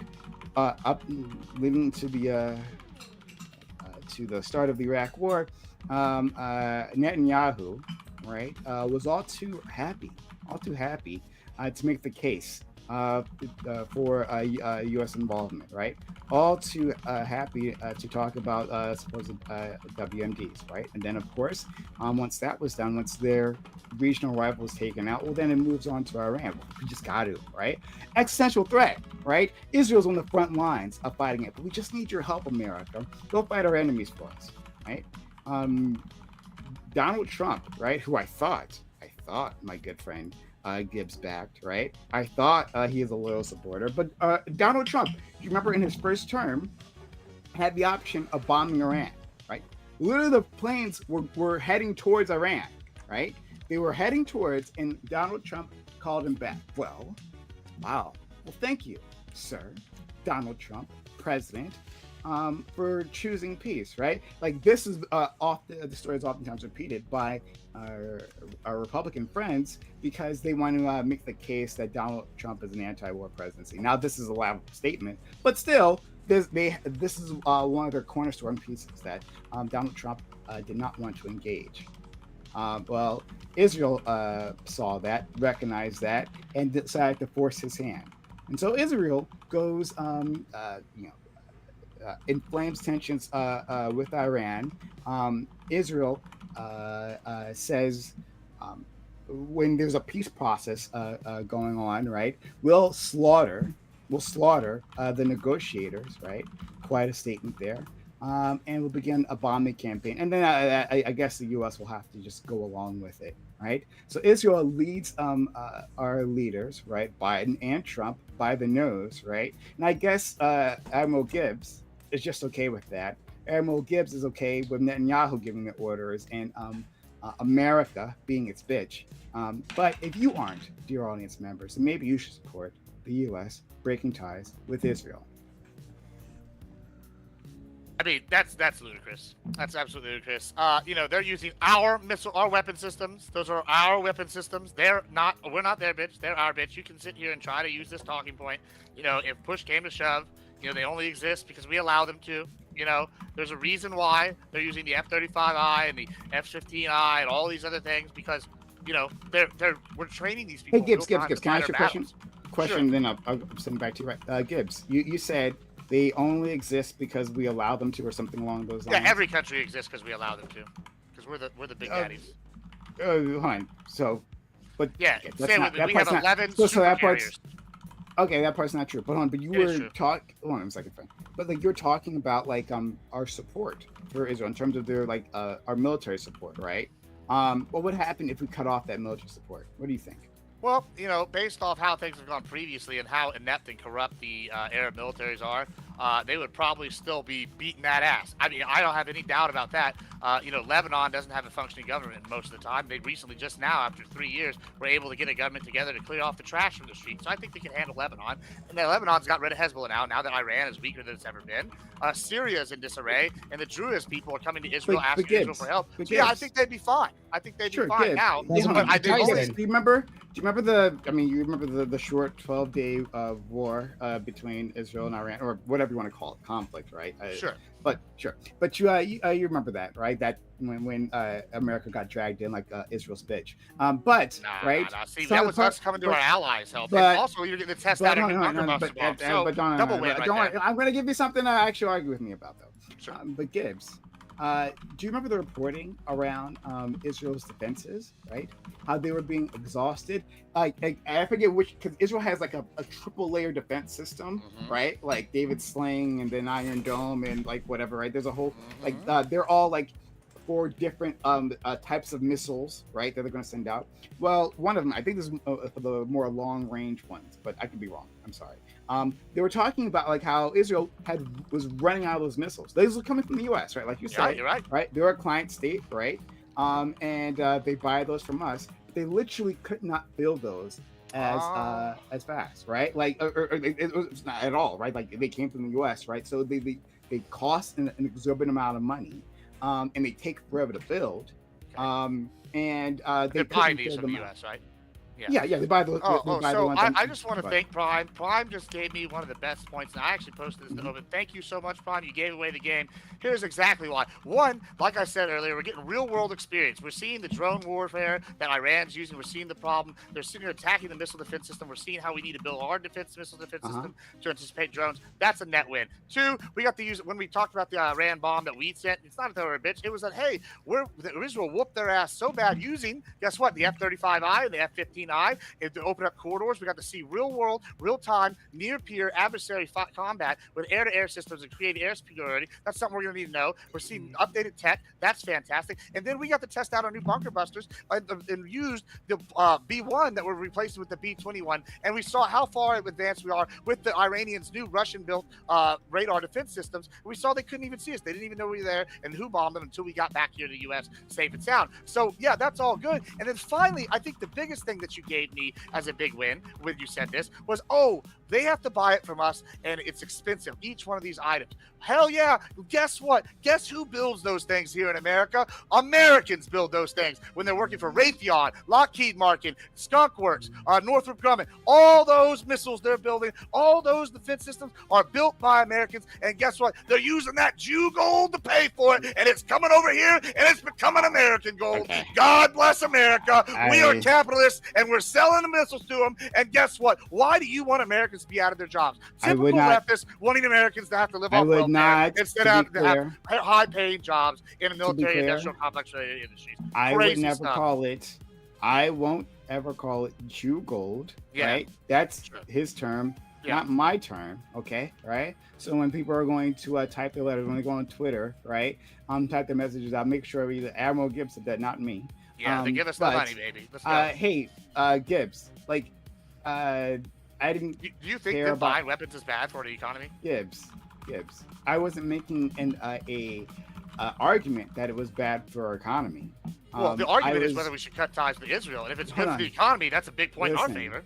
Listen, I was simply making an argument about Israel's ability to actually defend itself without America's support. And I think actually, from all the things that you're saying, that you actually agree with me. right? That like these defense systems that Israel relies on, right? Yeah, those are American-made defense systems. That's the point that I was trying to make, right? I wasn't trying to hide the ball with you here, right? I'm agreeing with you that yes, those are American-made defense. But that doesn't help your point. Well, it actually kind of does. Well, Gibbs, it actually kind of does, because here's the thing: like, we send them $3.8 billion a year. Do you know what actually Israel can actually do? Because we actually help support their military. They're actually able to afford things like healthcare for all their, all the citizens in their country.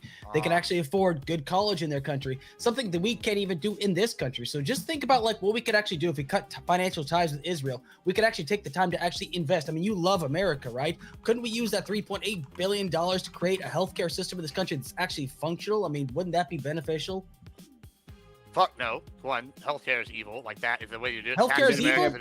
Taxing Americans. Hold on, taxing Why do you hate America? Yeah, why? No, I don't. What I hate is this duplicitous. Why do you hate America, Hold on, Gibbs? this is a duplicitous bait and switch what you're doing right here. This is crazy. What you want, instead of us getting real-time info with military combat, right? Seeing exactly what the real time is, you want to weaken America. You want to weaken one of our strongest allies, and you're going to sit here and say, oh, we're going to implement healthcare here, which we're not. But if we did, it would be evil, because we're sitting here taxing Americans and say, hey, I can get rail cocaine, and I can fuck hookers, and I can have AIDS, and I can all these things due to my own poor decisions. And then guess what? You're going to reach into Tyler's pocket, and you're going to force him to pay for it. That's fucking evil. People should take their own accountability. That's what's I think. Yeah, well, listen, you don't, Gibbs. but I do. But here's the next thing. And this, like I said, you're arguing, hey, guess what? We don't like these American jobs. We don't like the military industrial complex, which provides thousands and thousands of jobs. It's one of our biggest industries. And you're saying, fuck you to all those workers. Find something else to do. Gibbs, we don't care.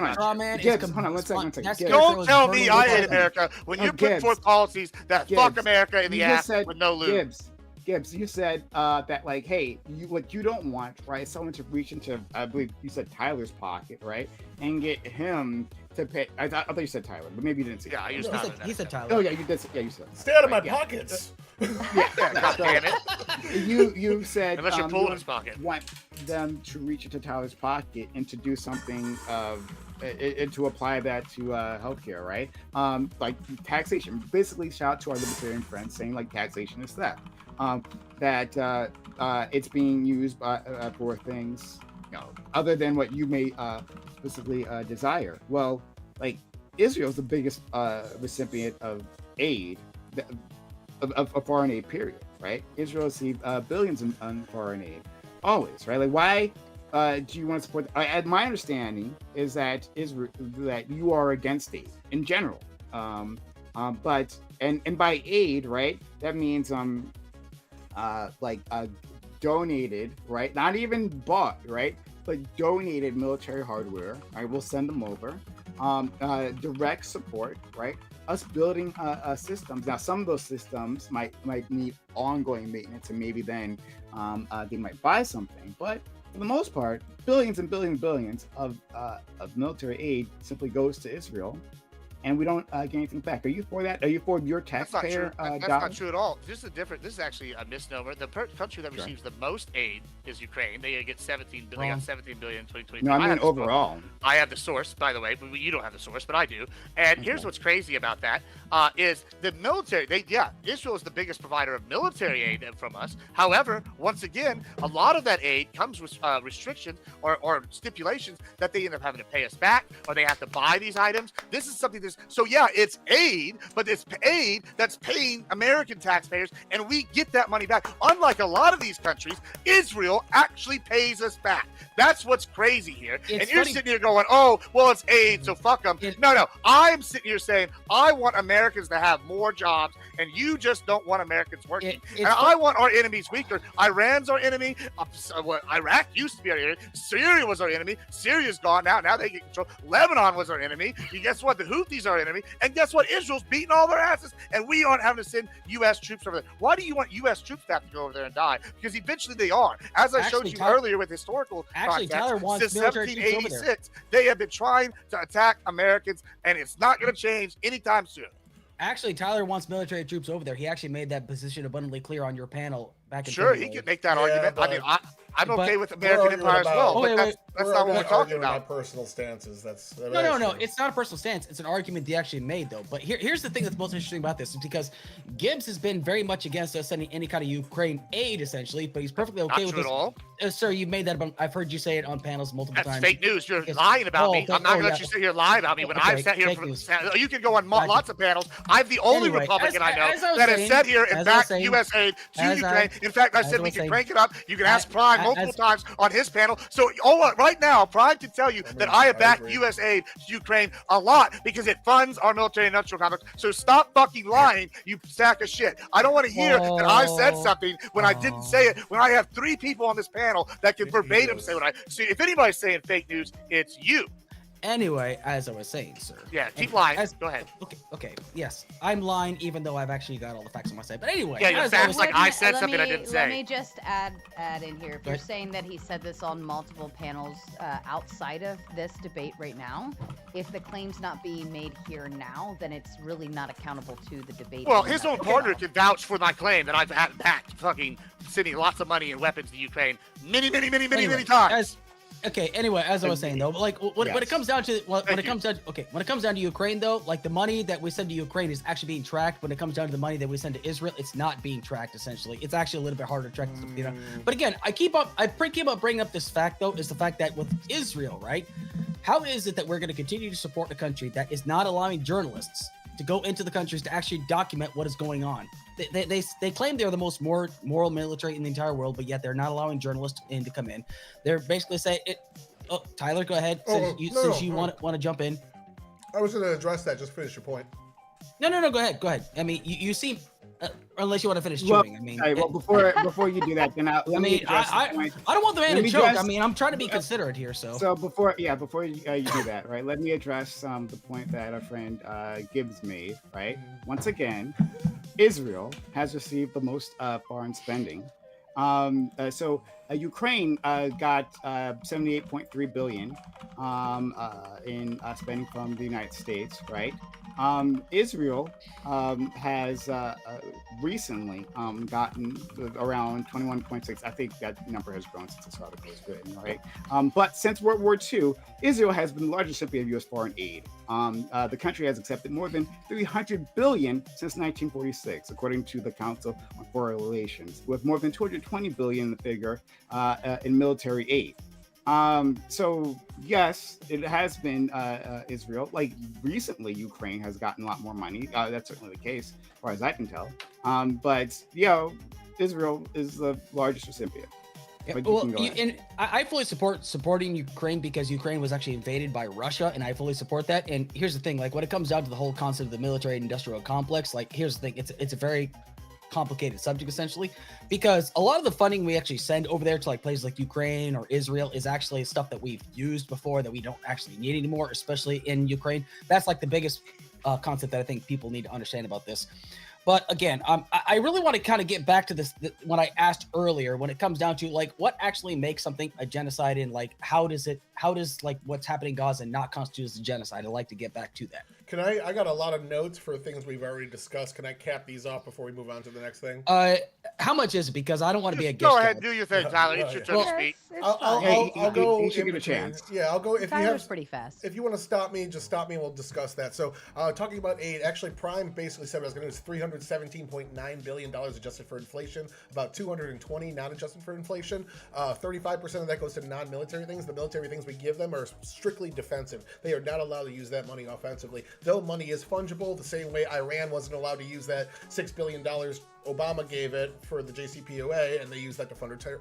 They just found more money to fund terrorism, I think about $4 billion. So Blinken, I want to contest your claim that there's no proof that Hamas was stealing aid, because Tony Blinken went over to Iran 11 times in the 12 months between the war starting and them leaving office. In those trips, the number one message he was pushing with them was that they need to make sure aid is going in. Israel was saying this aid is being stolen. They were showing proof. They've showed a ton of proof. They put out a ton of evidence showing this. While Tony Blinken was there, a UN convoy of trucks went in and Hamas hijacked it right in front of our Secretary of the State in the Biden administration. I have the link in my citation document where this shit fucking happened. It's crazy. They ended up getting the aid back, but the fact that Hamas has so brazen that they stole it in front of Tony Blinken, who was here to oversee it. On top of that, the tunnel system is completely done from international aid. Cement used to build bomb shelters, food put in for the Gazan people. Hamas took all that, built their terror tunnel system. On top of that, they've also been stealing this US aid. The BBC was who did the report showing that they have warehouses packed full of food. They execute anyone that breaks into them that's starving, and they upsell things at 100 times the rate. This is the BBC, not a really far right-wing outlet. So it's well been proven that Hamas is not only stealing this aid, but using it to fund the war effort, since Iran is kind of having some of their own issues right now. Okay, so quick question about the aid bit. Okay, do you know who's actually been funneling aid into, like before the whole like October 7th kicked off? Do you know who actually was funneling aid to make sure it got pushed through? Oh, I want to say it was the UN, if I'm not mistaken, but I don't have that in front of me. Qatar asked Israel, should we continue to fund in towards, Gaza, Palestine, to the Hamas? And Israel said yes. They actually funded this. They actually were okay with funding in towards this. So basically, they were funding what happened on October the 7th, essentially. So what's up with that? So let's discuss this aid situation, right? One Google search, right? New York Times from July 26, 2025. No proof Hamas routinely stole UN aid, Israeli military officials say. For nearly 2 years, Israel has accused Hamas of stealing aid provided by the United Nations and other international organizations. The government has used the claim as its main rationale for restricting food from entering Gaza, because Israel restricts food from going into Gaza. But the Israeli military never found proof that the Palestinian military group had routinely, systematically stolen aid from the United Nations, the biggest supplier of emergency assistance to Gaza for most of the war, according to two senior Israeli military officials and two other Israelis involved in the matter. I have 6 different citations in here. Why don't you bring up the citations? Multiple of them are videos as well. The BBC article. I mean, I can bring them up. I want to move on. I have like 5 other points I want to get to. I don't want to get bogged down on a citation. No. But you told me to stop you whenever. Yeah, right? So you can check out my citations. Just post the citations, let them go through it. Then you keep going. Yeah, if they're posted, you can go through it. But that being said, I'm not going to get bogged down on that. I got more points. Yeah, because you oftentimes lying about your There's citation. been no lies that you found. Instead, I literally found lies the last time we'll get to you because you remember that, right? Your argument tonight. You lied about your citation. No, I did not. You were stupid. Yes, you did. You read one sentence. Please stop interrupting me. Please stop interrupting me. Pardon me. At this point, the citations, I'm assuming you've already dropped them in the private chat. If not, you will. I have. I called them. They are available for you, Prime, They're not to here. go through. I told you. Well, he's got the big. There's a document right at the top. Click on it. There's 200 citations in there. No. I'm not going to go through your 200 citations. Okay, well, no, I'm not going to do your debate prep for you, Prime. If you don't know something, it's your job to look this shit up. Let me talk. No, I can't. He gives a it's whole your list of job citations, right? to look this up. Pardon me, gentlemen. I'm not going to make an entire debate about citations. Tyler, if you have an idea of what the articles are called, I will go find them while you guys continue. Just search BBC and you'll find it in there. It's a BBC doc. There's only like 5 from BBC.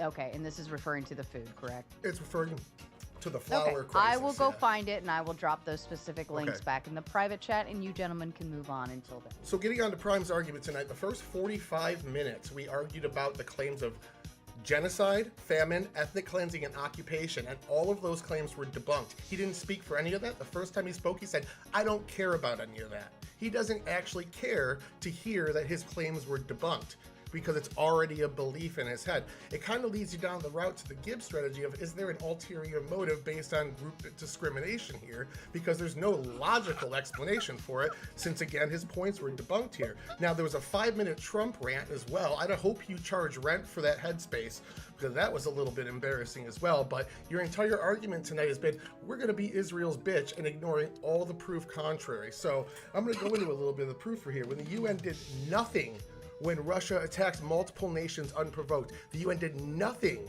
for these camps that China set up to re-educate Muslims. They did nothing when Hamas and Hezbollah violated UN peace deals and attacked Israel unprovoked. But they put 87% of resolutions that they passed against Israel.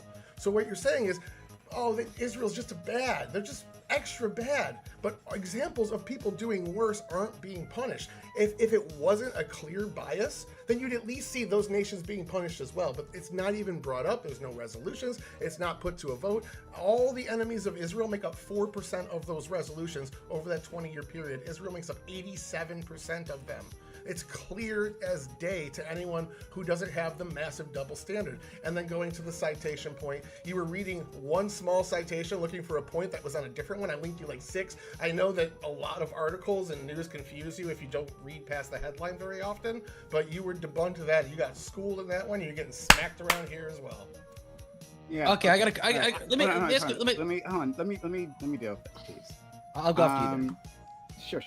Right. I'll go after Alex. So I'm still waiting for They're being proof, right?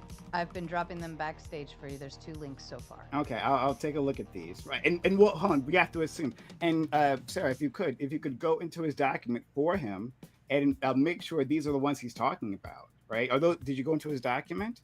Yes, and look, that's where I'm great. pulling these. Oh, from. okay, great. Thank you. Mm-hmm. Then I'll look through that in a second. I hope he doesn't yeah, I think she might have found something else when she Googled BBC. Just saying. I thought that's what he was implying, that she was going. Okay, fair enough. It's okay. That took me too long. You're throwing me off here, so okay, fair enough.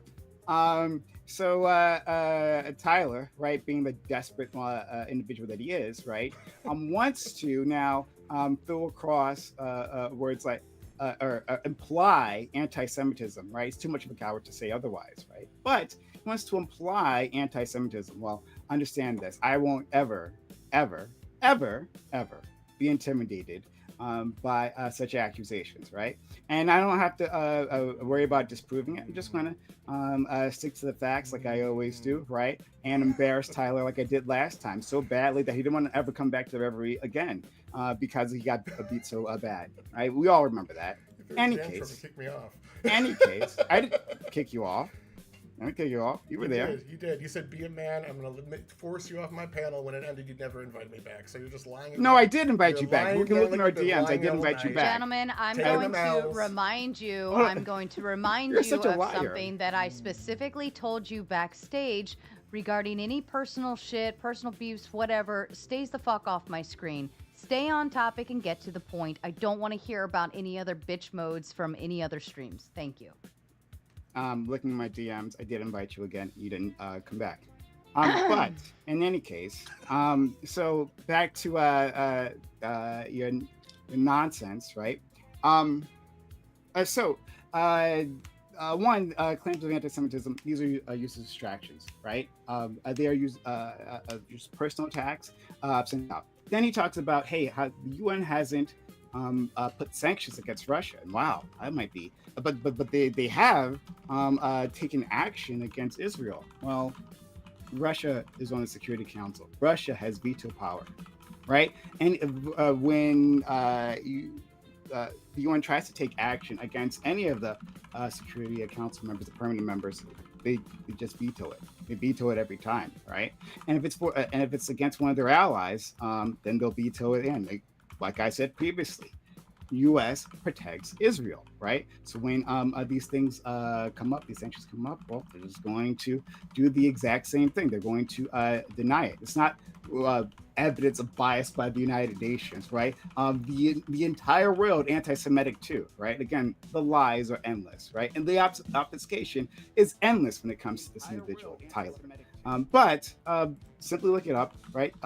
Stick to the facts and don't worry about specious claims of bigotry. Alex, I'm sorry, I've been interrupting you.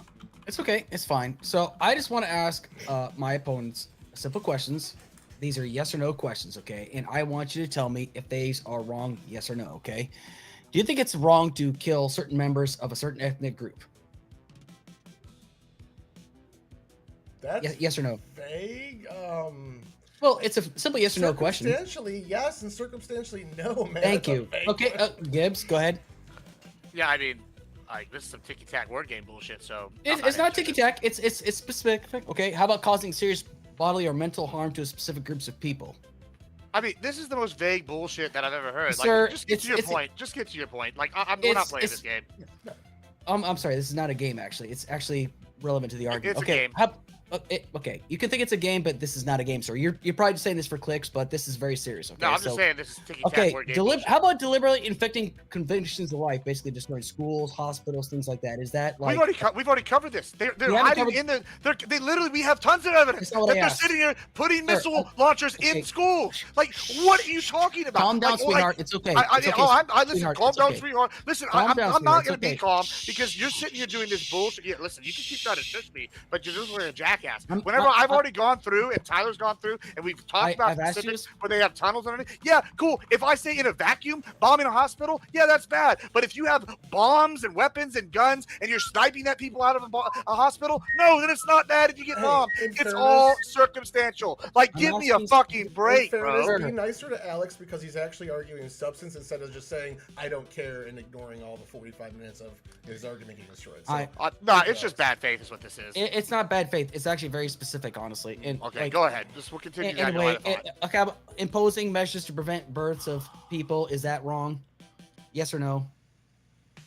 I guess no if you're a leftist because you believe that it's okay for them to fucking stop Down syndrome kids from being born in some countries. So. Okay, that's not my okay. That's straw man. It's convenient when it's circumstance something else, isn't it? Though, Anyway, like, give me a how about fucking forcibly break. transferring children to another group of people? Is that wrong? Oh yeah, I mean, I guess like the Iranians forcibly transition gay men and to women because they don't believe in it, or they forcibly throw people off the top of a building. What? Like, you What see about how I can play this different type game? of Like, transition, Gibbs. Jesus Christ! I said transferring, not trans. Hey, oh my well, you know, God. I'm just doing the word Sir, game you're here. not- He's doing.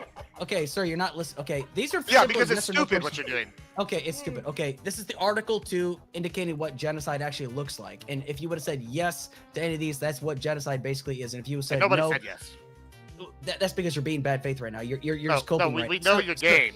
Sir, this is not a game, actually. I It know is a this game. Sir, this is just a game for you, but I'm actually asking Look, specific this is a questions. game. This is a game that you're doing because you're sitting there. Once again, you asked the hospital thing, knowing it's specifically Article 2. But you know, guess what? I don't think Article 2 is sitting there covering when people are using it, specifically hospitals and schools, as missile launching sites, and then not letting kids leave All or people in the hospitals hospital being leave. used- Okay, are all hospitals being used as missile launching sites? Oh, yes or no? so Israel destroyed every single hospital in all of Gaza and every one of them, every They've single one. destroyed- sir, they destroyed Even in 70% the Red Cross camps, they destroyed all the Red Cross camps, every medical have. facility that exists. They have. No, they have not destroyed every They single actually medical. have. Oh, every Sir. single one in Sir, the red.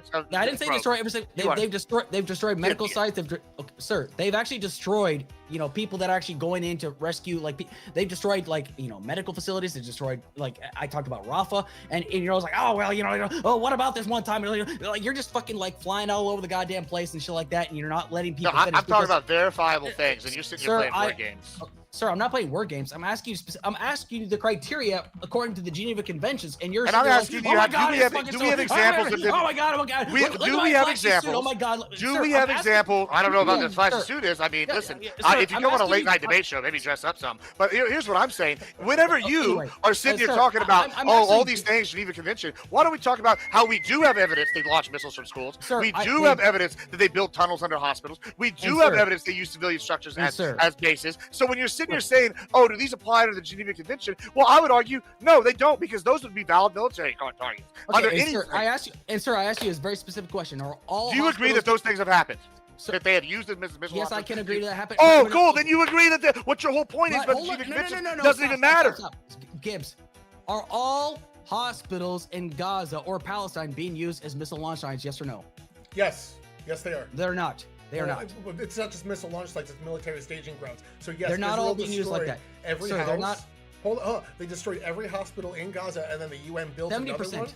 Yeah, 70% the of UN hospitals all across Palestine have been So destroyed. not every one of them has been Well, destroyed. most So of you them. lied there But once they again. built- Okay, I didn't cool. lie. a I UN said, no, emergency hold hospital. on, Unbelievable. hold on And then a Hamas is second. using I that didn't. as Oh, well. wait. Stop. I did not lie. Unbelievable. No, sir. I did not lie about it. You just said everyone was destroyed when I asked you straight up. Okay, sir, I did not. No. First things first. I didn't say not all of them been destroyed. I said that medical sites, and I've said that, places like Rafah, where people have been evacuated to, have been destroyed, which you have not countered with, essentially. Instead, you're just sitting there like flying off the fucking handles, talking about, oh, well, they're all being used. You're talking like Alex Jones right now. Oh my God, they're all being used. It's not Alex Jones. We have confirmed reports from multiple parties on both sides. All hospitals. I asked you a specific question. You still haven't answered it. Are all hospitals in Gaza being used as missile launch sites or military targets? It looks like no, based off your own logic, because 30% have been destroyed. So 70% have been used by it if they've been destroyed. Wow, cool. Wait, yeah, what? Thank you for telling me I'm right. Where's your proof? Where's your You're proof? the one who just gave it to me. Sir, 70% of hospitals have been destroyed. Are they all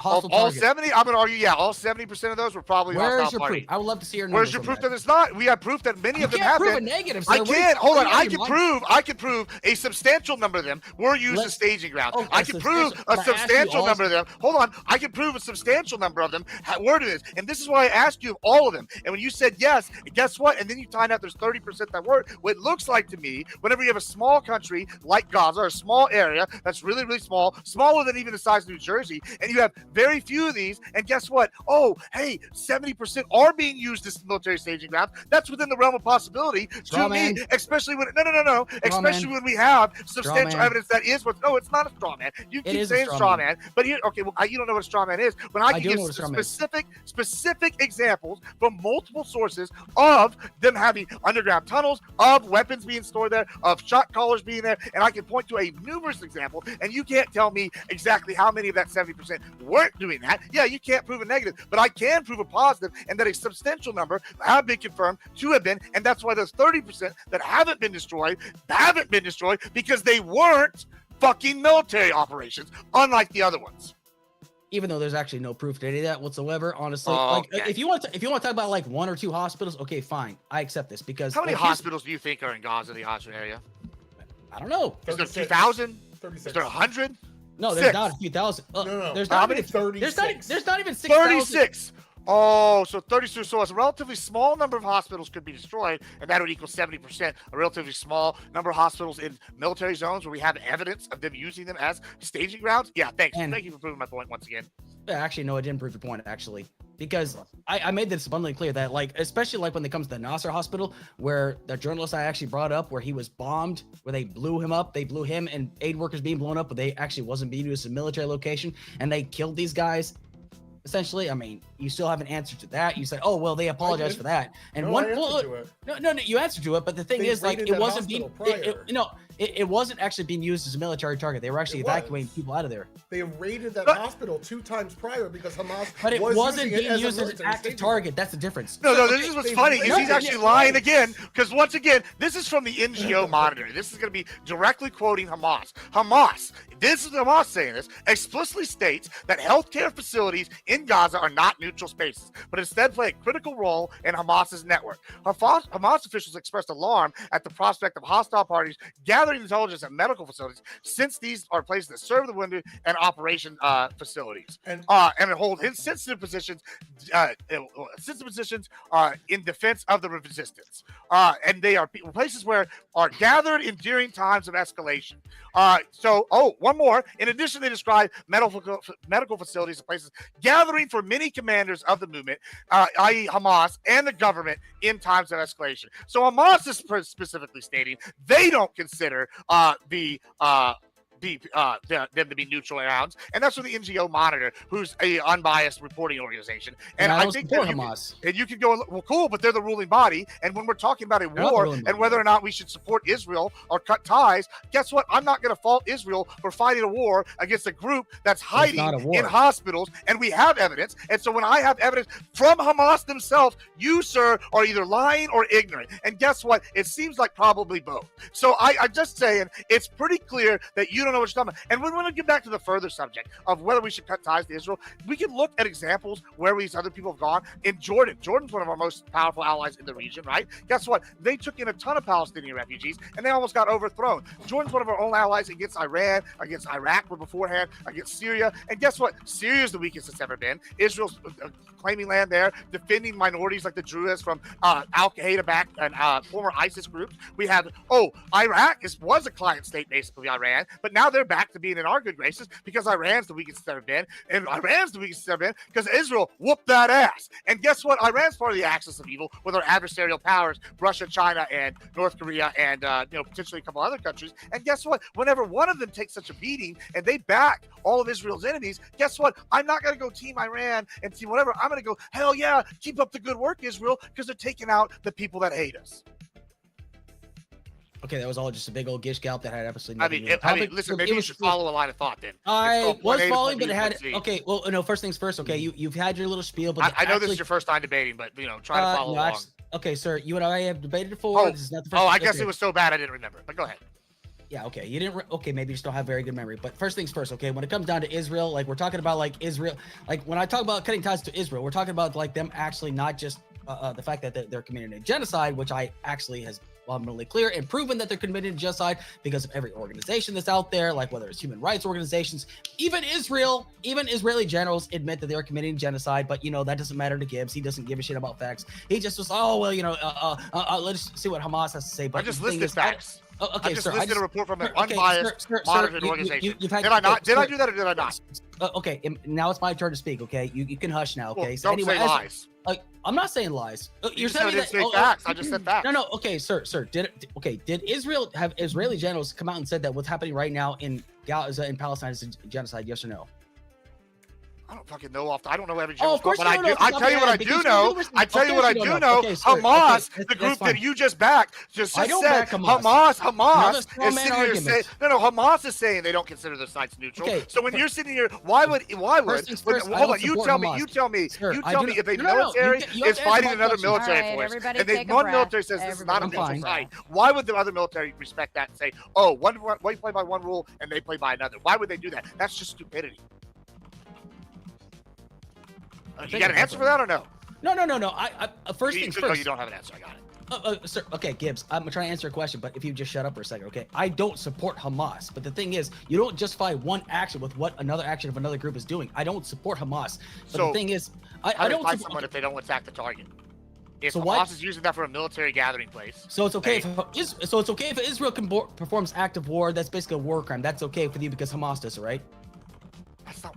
Bro, okay, listen. Here's my question. I asked you a question, yes or no. Just answer the fucking question. It's a dumb question, and this is why. It's not a dumb question. It's not consistent. Which is real simple. It's real simple. Okay, you're trying to strongman me and saying that I support Hamas, if one military is fighting another military, if one military is fighting, well, you brought up the hospitals, and we're talking about the hospitals. I brought up the hospitals. Right? Yeah, cool. So if one person is a military group, and they're fighting another military group, and one military group says, hospitals are neutral ground, and the other military group says, fuck no, we're putting our commanders there, is the other military group just going to leave them alone, or should they actually be able to fight without their hands tied? Well, first things first, as somebody that's actually been in a situation like this, there has to be confirmed targets, essentially. That's the difference in this situation. You were in the Israeli military? I wasn't in the Really military. So then you don't know what their combat doctrine is. Cool, thanks. All right, cool. Sir, I was actually in the military. Were you in the military? No, I wasn't, but that doesn't matter because once again, really? I'm not claiming to know Israeli combat doctrine. Do you know Israeli combat? Okay, so you don't. So you're a straw man argument. Just hold on. Just because you were a private in the army doesn't mean you know all the things that the generals know. Stop. That's ludicrous. Sir, this is not Israeli doctrine. This is in the Geneva Conventions, actually. You need to understand. So you're admitting you don't know what the Israeli doctrine is. You're just making shit up. It's not an Israeli doctrine, sir. It's Geneva Conventions. And when one group's not following the Geneva Convention, what the fuck do you do? And I've already made this abundantly clear, actually. You fight with your hands tied and let them kill your people? Yeah, cool. Good. Yeah. Nice straw man argument. I didn't make that argument, but you keep on just trying to. No, that's not the argument I'm making. Actually, I said the targets have to be confirmed, which they actually haven't been confirmed, except by the Israeli military. But they haven't released any of the findings in the Israeli military. Okay, of course. That's a big caveat right there. And again, why is it the Israeli military isn't letting journalists from the outside come in to view the combat zone, essentially?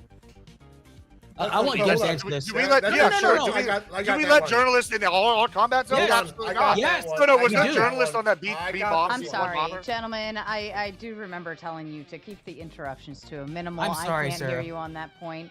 Chill it down a little bit. Take it level down, just Go a ahead. nudge.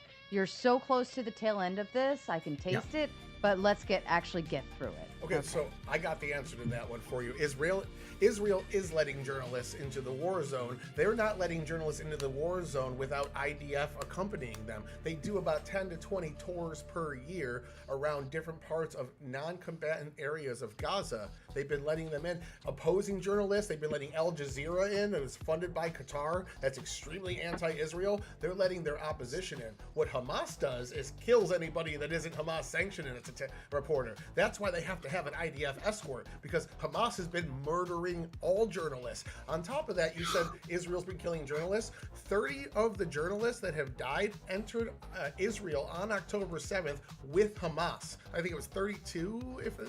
I have to check the document to get the exact number. 32 journalists entered Israel on that attack.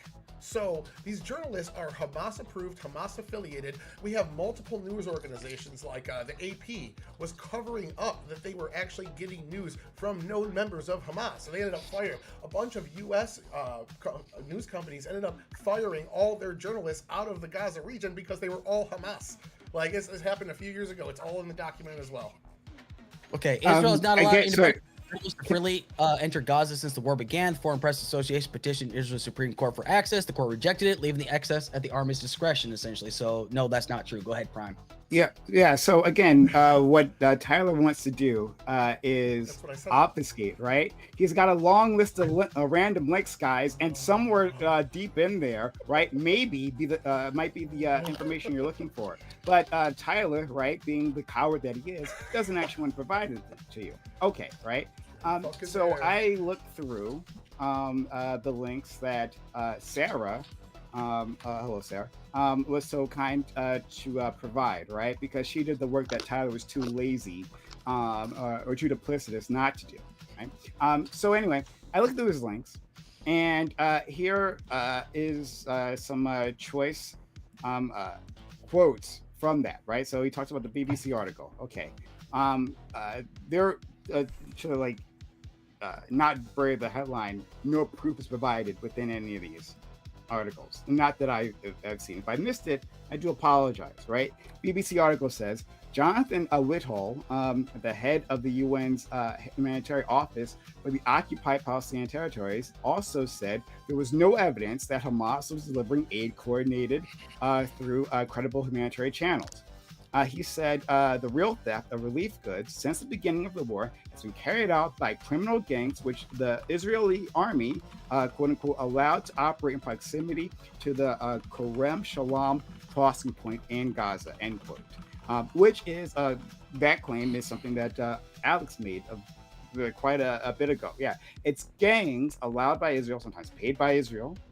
These gangs are the ones who are stealing. There's no evidence that Hamas specifically is stealing. Times of Israel. In this article, Blinken makes the claim as well, right? Basically, he takes Israel's word and he makes a claim that Hamas is stealing that aid, right?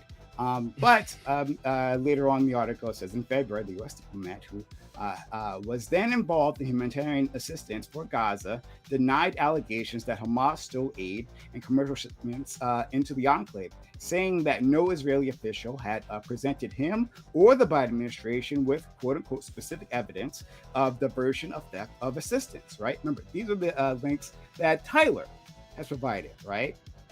Once again, very familiar. We're going down this road with him again.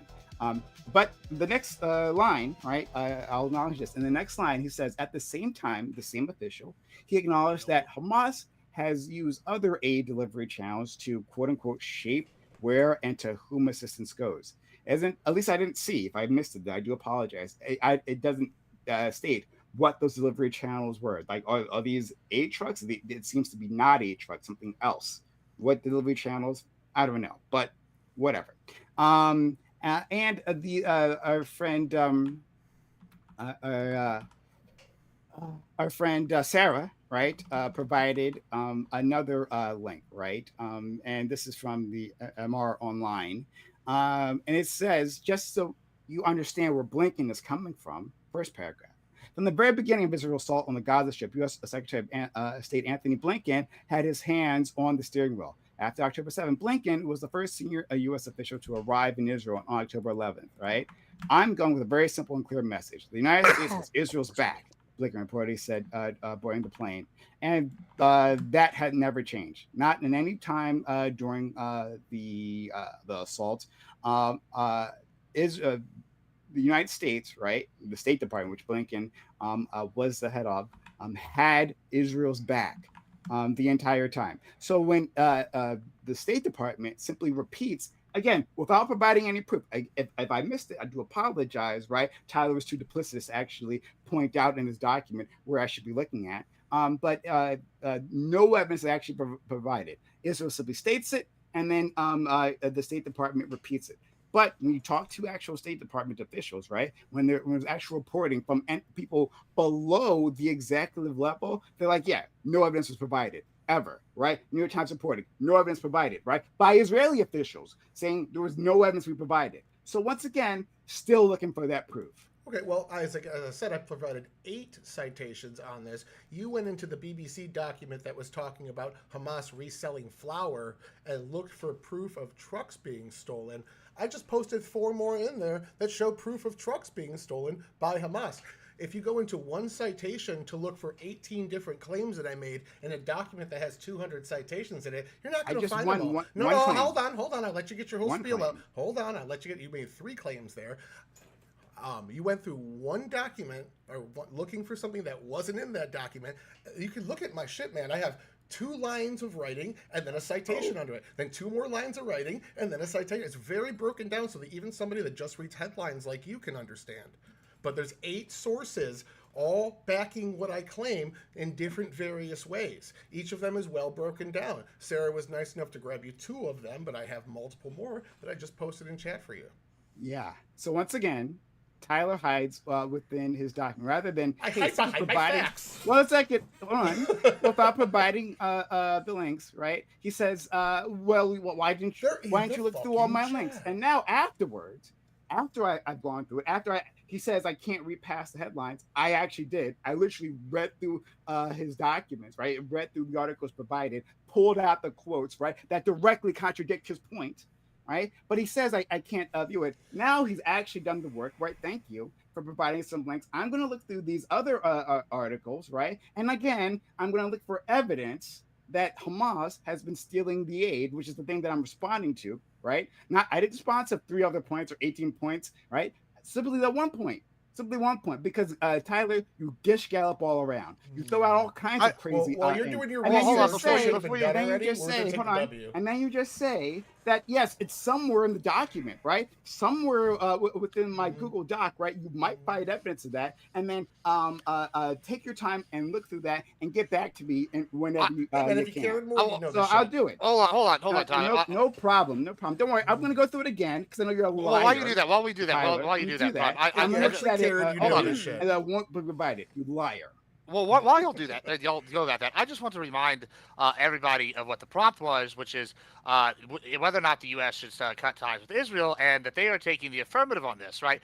And the arguments they've made have been, Hamas did X, Y, Z bad, Hamas did whatever, and they haven't really fucking given us any argument as to why that would be beneficial for us to cut ties with Israel, except for one, which is, the Muslims will like us more, which I proved dating all the way back to 1786. They don't give 2 fucks about that, and they're going to come for us anyway. So the point that I'm making here with this current statement is, to echo my words of Prime for the first 45 minutes when he was a little bit quieter than I anticipated, was I don't give a shit about any of this because, hey, guess what? It doesn't fucking matter to the overall debate. The prompt, we're the neg. All we have to do is prove that, hey, it's better not to cut sides, and they've given you one benefit, and we've given you about 50 fucking different benefits, and I've gone from the important, like regional benefits, the multipolarity, hey, they actually are tied to us economically, the technology advances, all the way down to, I know Prime's going to hate this because he hates religion, all the way down to, if you're a Christian, you should be supporting Israel. I've given a litany of reasons to support Israel, and what I would like to call what's happening right now is a country ass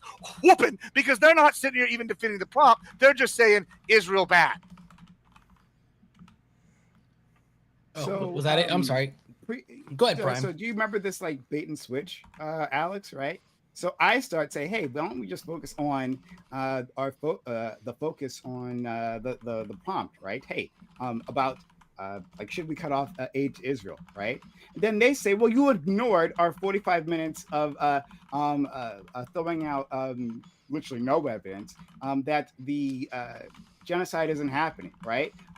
You didn't deal with any of those claims, right? It must show that you're wrong, right? Then I engage with one of their claims, right? And then as soon as I do that, then I was like, well, actually, I don't care about this anymore, right? That case that I was making for 45 minutes that you had dismissed, that you tried to move this past, right? Well, now I don't want to do that anymore. Instead, I actually want to get back to the topic. Okay, nice try, Gibbs, right? Gibbs, I can do it any which way, right? I can provide you reasons why the United States should cut off the aid. I got a whole list of those reasons. That's not an issue, right? We can do either one. It's just that we got limited time here. And again, Tyler, right, being the coward that he is, wants to hide behind a wall of links, right, within a document that he demands that you look through, rather than actually just providing the links, right? He demands that you do that work. And so I'm just trying to track down all the constant bad faith from this particular individual. So the prompt, right, so the prompt I'm working is, on that right now. Hold on, the prompt here is, should we cut ties with Israel? Not, is Prime's vagina hurting and we're going to hear him make ad homs for 45 minutes. So the fact that you're taking this massive L and all you can do is insult me, Gibbs, and rant about Trump tells me that you are extremely upset right now. This is what a beta. I don't think Prime's insulted me. We haven't even mentioned Trump, actually. That's funny part. Of course, Gibbs. Of course, I haven't insulted you. We haven't mentioned right? Trump, I was a coward, and I have insulted you. Here's the thing. Let's do this. Let's do this, because we are at the tail end, and you guys are starting to get into more rowdy functions about the meta of the conversation. So let's go ahead and we'll move into closing statements, and that way when you guys get to open panel, I'm not going to be as frustrated. Gibbs, would you like to kick us off with your closing statement? Sure, yeah, I'd love to. Thank you so much. Yeah, once again, thanks for having me. Thank you, Alex and Prime, for debating with me tonight, and thank you, Tyler, for being my partner. I look forward to the open. Yeah, so generally, I would say, despite some, perfidious lies and maybe unsupported evidence, once again, the prompt, we're the neg. All you have to do as the neg on a debate, is to disprove or cast enough doubt and aspersion onto what they're saying. We provided a litany of reasons why we should continue to support Israel. It's all the way down to whenever they talk about aid. I've gone into detail about how we get paid back from a lot of this. Our technology improves. We're seeing real tangible results right now with both the F-15I and the F-35I, and we're seeing how they're being used in real-world combat systems against a near-peer in an adversary. We're seeing with the Iron Dome, they brought up how much expensive it was for all these missiles. Well, who makes those missiles? We do. That's American jobs. Benefits right there. Guess what? We're selling that to them. We're getting more tech. We're getting real-time, real-world experience against fighting other people at a smaller scale than we would have to. These are all benefits. We can talk about the semiconductors. They're the second biggest semiconductor person after Taiwan. There's a ton of other reasons. Saudi Arabia is normalizing relations now with Israel. Israel's sitting here. They're the ones who were attacked. We're sitting here pro-Ukraine. I'm pro-Ukraine because, I think Russia's the evil empire, and they invaded. But guess what? All of a sudden, Hamas invades Israel, and it's lordy. And like I said, if we go back all historically, everything Prime said and Alex said about, the Muslim countries would leave us alone, I can go back all the way throughout time. There's a reason why all these people, all these religious groups have been fighting forever. It's because they all want to dominate the other. And guess what? It's not going to stop just because we stop supporting Israel. That's a lie. Everybody with a half a brain knows that. It's all crazy talk. And once again, I would just like to point out, we're the only ones. We provided a bunch of reasons. We're the only ones, Tyler and I, and the only thing they've come up with, Israel bad, Israel mean. And guess what? Even when they talk about all these genocide things, it becomes questionable. Well, guess what? Of 36 hospitals, 70% were destroyed, and arguably we have evidence that most of those were used by military operations. And guess who gave us that evidence? Hamas gave us that evidence. So Hamas is telling you they're doing it. I'm just saying, it seems like the argument needs to be with the leaders of the Palestinian people in that region, not with Israel. Back Israel. Somebody at the Zionist movement, send me some money. Thank you. Fair enough. Thank you, Gibbs, and Tyler, to you. All right. So, being the internet version of Iron Dome here, I want to say I think Gibbs and I did a very great job refuting a lot of these half claims that were made tonight. So, looking at each of the two individuals here, I want to restate the prompt. It's should we cut ties with Israel? Not who's a coward, who's a hypocrite, and is Trump doing something he didn't run on? These were arguments that were made for about 15 minutes of, I guess we all get about 40 minutes of talking time, and then about 10 minutes dispelling anti-Semitism. That's cheap bait. That's a debate tactic. The fact that somebody spent that much time dispelling it tells me that maybe it meant a little more to them than they're putting on, but it's a cheap debate tactic to waste your time, and you just bit that bait because you're emotional. You're emotional. You don't have facts on your side. So we started out with about 45 minutes just disputing the claims of genocide, famine, occupation. All of those are completely refuted based on the plan that Israel has accepted to end the war. These things are gone. I had a ton of unchallenged claims, like the 12 kids that they were saying were dying of famine. It turns out they all had illnesses that were exposing their bones. I made a bunch of claims about Israel stealing aid. Somebody looked at the wrong citation and said, well, it's not in that one, so I guess it doesn't exist. And we went on that for 10 minutes as well. But most of my points were left on the table. Alex, I will give you credit for at least trying to address these things straight up. You did go into genocide. I will say Gibbs was right. Your questionnaire leading us down the context-free questions really didn't do much for me, but at least you tried to address it. So also, I want to get back to what I said about the news. There are 10 to 20 tours of every news outlet that applies going into Gaza every year. It's up to the military. That's what the courts decided. It's up to the military. They need to have a military escort to enter a war zone that's under Israel's control. There's nothing crazy about that. The United States does the same thing. You're not allowed to just walk into a war zone unannounced. You have to have a military escort. And that's all this is. They are still letting 10 to 20 tours in a year. This is it's in my doc as well. So if you didn't do the debate prep enough to not know, again, most of these facts that I'm telling you, then really, you got to ask, why are you even in a debate about this if you don't care enough to research the topic at all? It's not my job to educate you mid-debate because you couldn't lift a finger because you don't actually care as much as you let on for clicks. So I will say I think that the argument here in terms of backing Israel is they beat Iran. Iran is the funder of drones to Russia, is the funder of energy to China. Keeping them completely limited has been a massive net positive. They're not going to just go away. The people that call us the Great Satan in Iran aren't just going to forgive us if we don't back Israel, because nations that aren't backing Israel and declaring for a Palestinian state still see Islamic radical terrorism more often than the United States does. It's not about us intervening in the Middle East. It never has been, because if it was, they'd be going after Russia the same way, who intervened before us. We stepped in there after the USSR went in. So we can say all you want about all these standards and that we've talked about here, but at the end of the day, I think Gibbs and I did a fantastic job at refuting that. He did the narratives, and I did the point by point on the facts. And then if you just watch this over and look how many things I claimed that never got addressed, there's no way that you could say that we lost this. It's just 90% of my points were just unmet. So have at it. Thank you, Tyler. And Prime, to you, please. Thank you for having me, Sarah. It was awfully kind of you to invite me, so I appreciate it. I appreciate my fellow participants, except for Tyler, who's a fucking coward, right? Tyler, throws out throws out implication of bigotry, and then when you try to respond to that, he says, now you're emotional for responding to my character attack. That's okay, right? Tyler, the liar, right, says that I didn't invite him back after the last time I beat his ass in a debate, right, on this very subject. I can provide you screenshots showing I actually did invite him back. He was too much of a coward to show up again. That's okay, all right? What does this have to do with Israel? But getting back to the points at hand,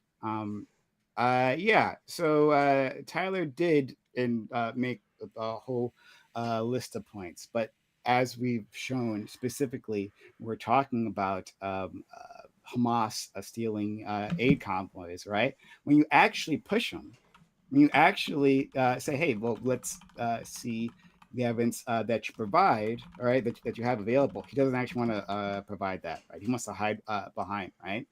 We've seen this before with Tyler, right? He provides links that don't actually say what he says they do, right? You just take the time, do the debate, and go through it, right? Obviously, you wouldn't know what those links are beforehand, so how could you prepare without knowing his own links previously? But it's whatever, right? Still, and actually discussing this, yes, going to the topic at hand, which I wanted to focus on. They want to talk about the genocide. I didn't want to at the start, and then they criticized me for it. It's okay. But discussing that, yeah, Israel is a rogue nation. Like I said previously, that wasn't addressed. One of my points wasn't addressed. I guess that means I win. Israel is a rogue nation. Israel attacks its neighbors, right? Another point that I made, but it wasn't addressed. I guess I win. It was. Israel paints a target on America's back. Another point I made, but it wasn't addressed. I guess I win. That's how debates work.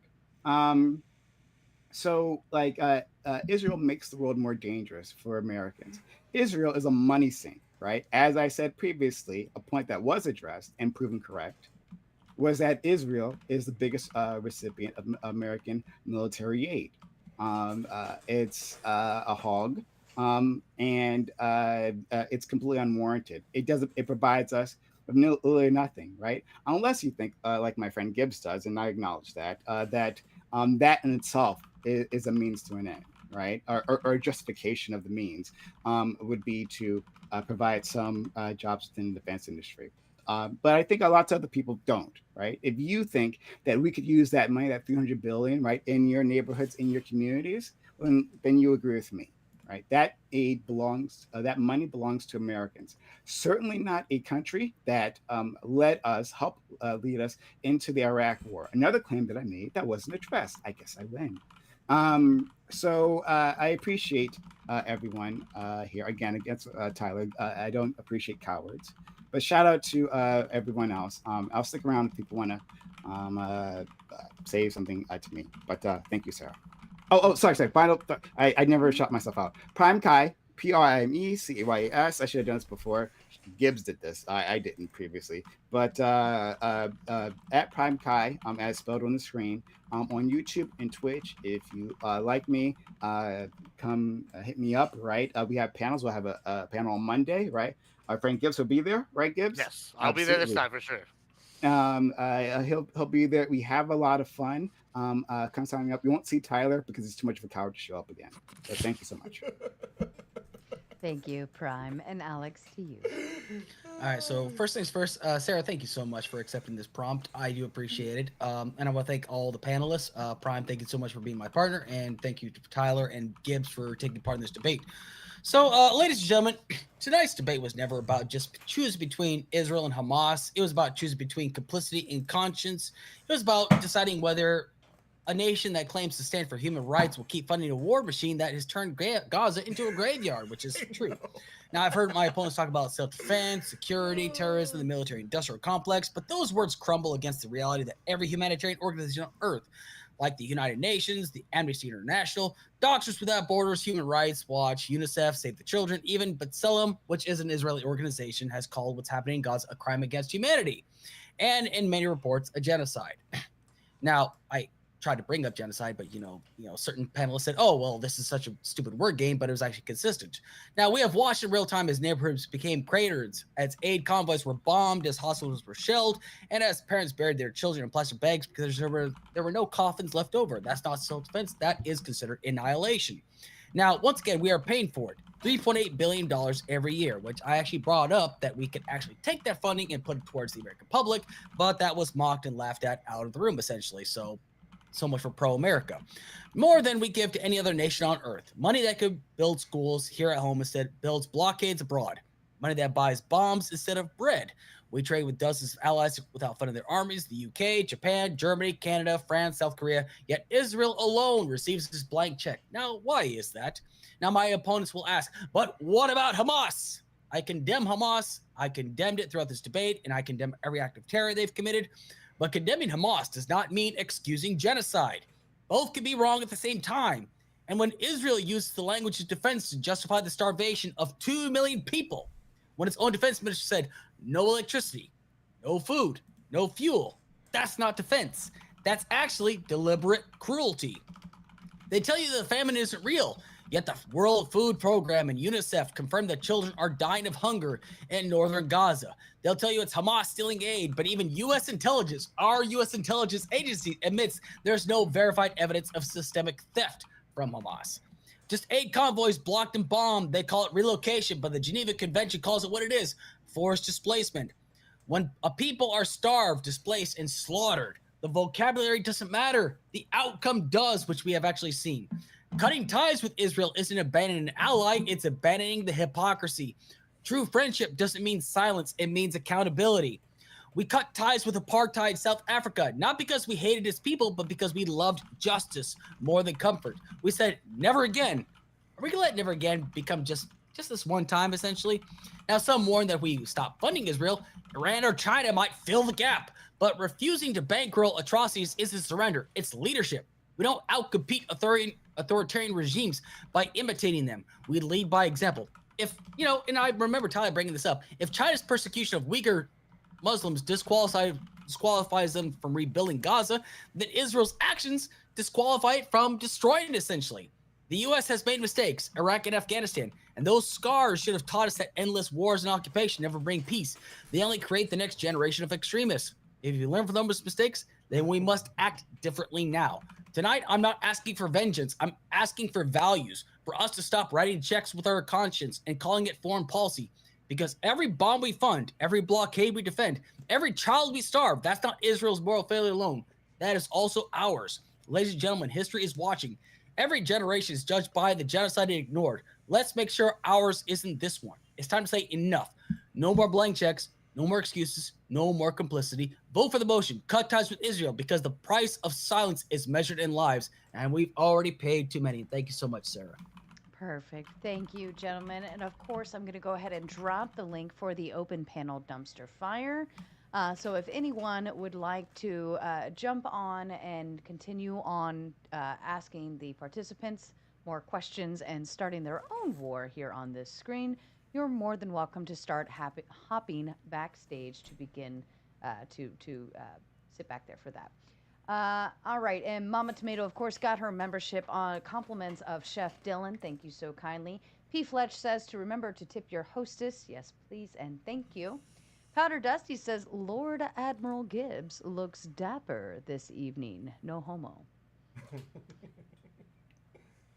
I saw when it came up. I appreciate Dusty. But lots of homo. How you doing? I'm just kidding. Well, then when you you look added good. when you added the cat in, it was like giving Dr. Evil vibes. That's what I was Because you're going for. sitting there in your chair and you're just like caressing your kitty cat. I was going for the Bond villain, yeah. It worked out What was very well. the corporate one? The Czar? Like Elon Musk before Elon Musk was a thing? Y'all remember him? I can't remember. Moonraker's bad guy. Whatever. Fair enough. Oh, excuse me. Kokomo sends 15 for Nyx. Some of you have seen my post recently. Nyx had surgery number 1 on her right knee just recently. And just in the final week of her recovery, she blew out her left knee. So now she will be getting surgery on her left knee. It is a common thing that happens. So it was just kind of bound. We were just a matter of waiting for that left side to go. But thank you for all of the donations that are coming in for her. Steve says, just because. Thank you so kindly. Old School getting his new membership. Welcome to the club, my friend. Daniel says, praise Jesus, heal Nyx. Thank you. And Old School says, donation to heal a pet. Yes, ma'am. Thank you. All right, to you guys. Vincent says, we should. Although that community aren't all aligned politically, they are almost all Zionist. LGBTs like Dave Rubin and Peter Thiel to religious like Ben Shapiro, and they don't like Jesus. Any thoughts? Could you repeat that? I'm sorry. It's- You don't. I don't really under. Oh, okay. I don't know said what to we say to should- that, honestly. I mean, I don't know what to say to that either. I'm a little confused. Sorry, I'm a little confused. Sorry, like by this. Could you help me out with this?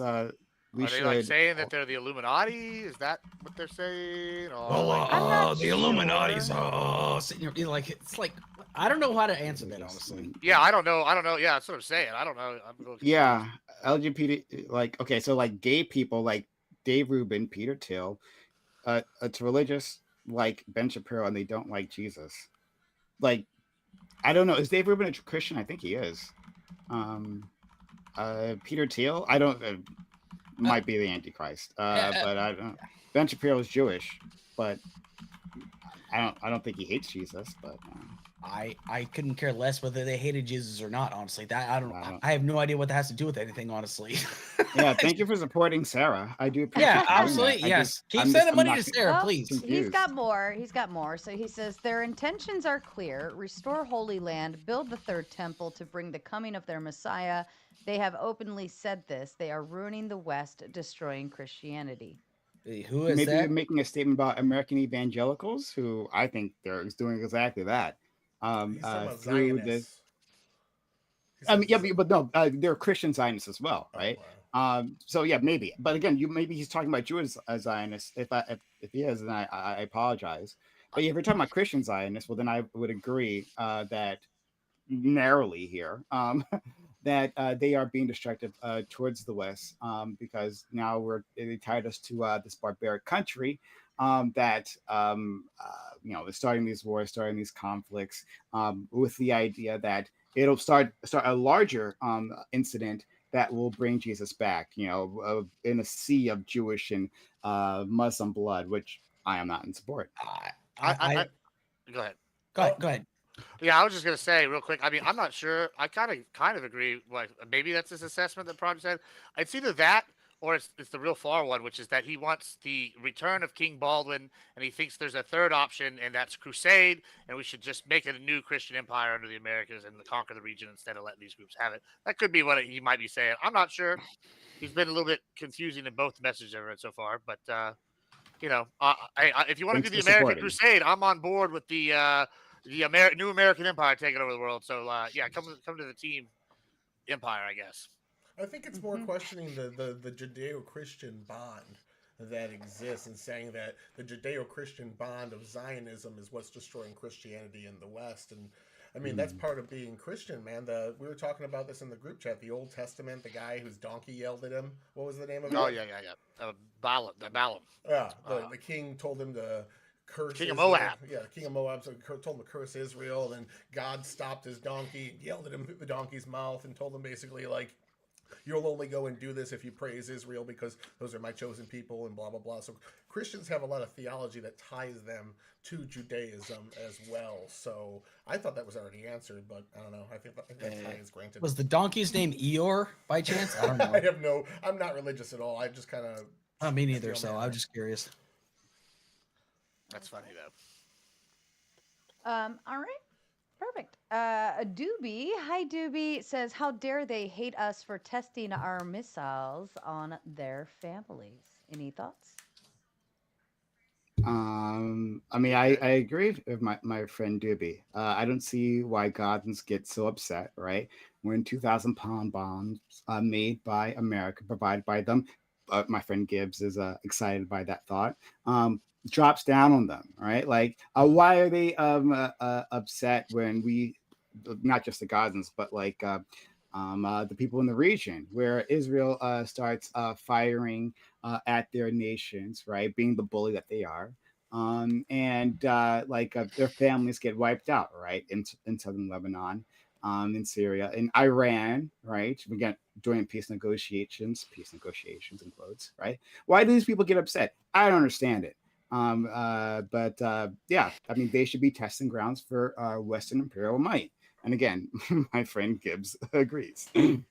Yeah, I think that Tyler said it best though earlier. Is that these are defensive weapons we sell to Israel? But like, I think that how dare they hate us for testing our missiles on family? You know, Doobie, I'm so glad you articulated that point because if I was an Israeli and I was having rockets shot at me by Hezbollah and Hamas daily, and maybe having to worry about Syria coming in every once in a while and the groups there attack me, yeah, I would also probably hate them for testing missiles on my family. That's why we wanted the Iron Dome built. I mean, I think that's a Well, very good point you make, Doobie. the point is like who's invading who right now? Is it Israel invading into Gaza or is Gaza invading into Israel? Well, October 7th will be an invasion into Israel. Thanks. So, yeah. Thanks. Establishment of deterrence. Okay, well, first things first. I've already denounced October the 7th, but the fact of the matter is that Israel is invading into Gaza. True or false? Well, yeah, they're going to take out the government body That is no longer responsible- defensive. That was It's no longer responsible for defensive. the attack. It's the fault of this war is on Hamas. Every single dead body is on Hamas, and if Hamas surrendered and put down their arms and it took fault for their actions on October 7th, this war would stop tomorrow, as the peace deal that Israel agreed to. That does not include genocide, ethnic cleansing, or occupation from Israel. All these things are dispelled by what's actually written on Well, paper. even though Ben Gavir and Smotrich have actually made this abundantly clear, they don't even give a shit about the hostages. They've actually they just want a scorched earth, and that's exactly what's happening. Like that's why I brought up the fact that they like destroyed entire city blocks. That's not. No, we can deal with Tyler's claim directly, right? So Tyler's talking about within the peace deal, the 20-point plan that Donald Trump put out. That this shows that Israel never wanted one to ethnically cleanse, right? Two to sorry, what was the other claim that you made? One, they don't want to ethnically cleanse. It also Genocide, creates occupation, ethnic cleansing. well, they're kind of all the same thing, but for our purposes, right? Yeah. Yeah, for our purposes now. Yeah. So I would say that, I mean, we've seen literally the ethnic cleansing happening, like within the conflict, and that like they pushed everyone out of northern Gaza into southern Gaza, right, to be safe, right, to save zones that they keep bombing nonstop.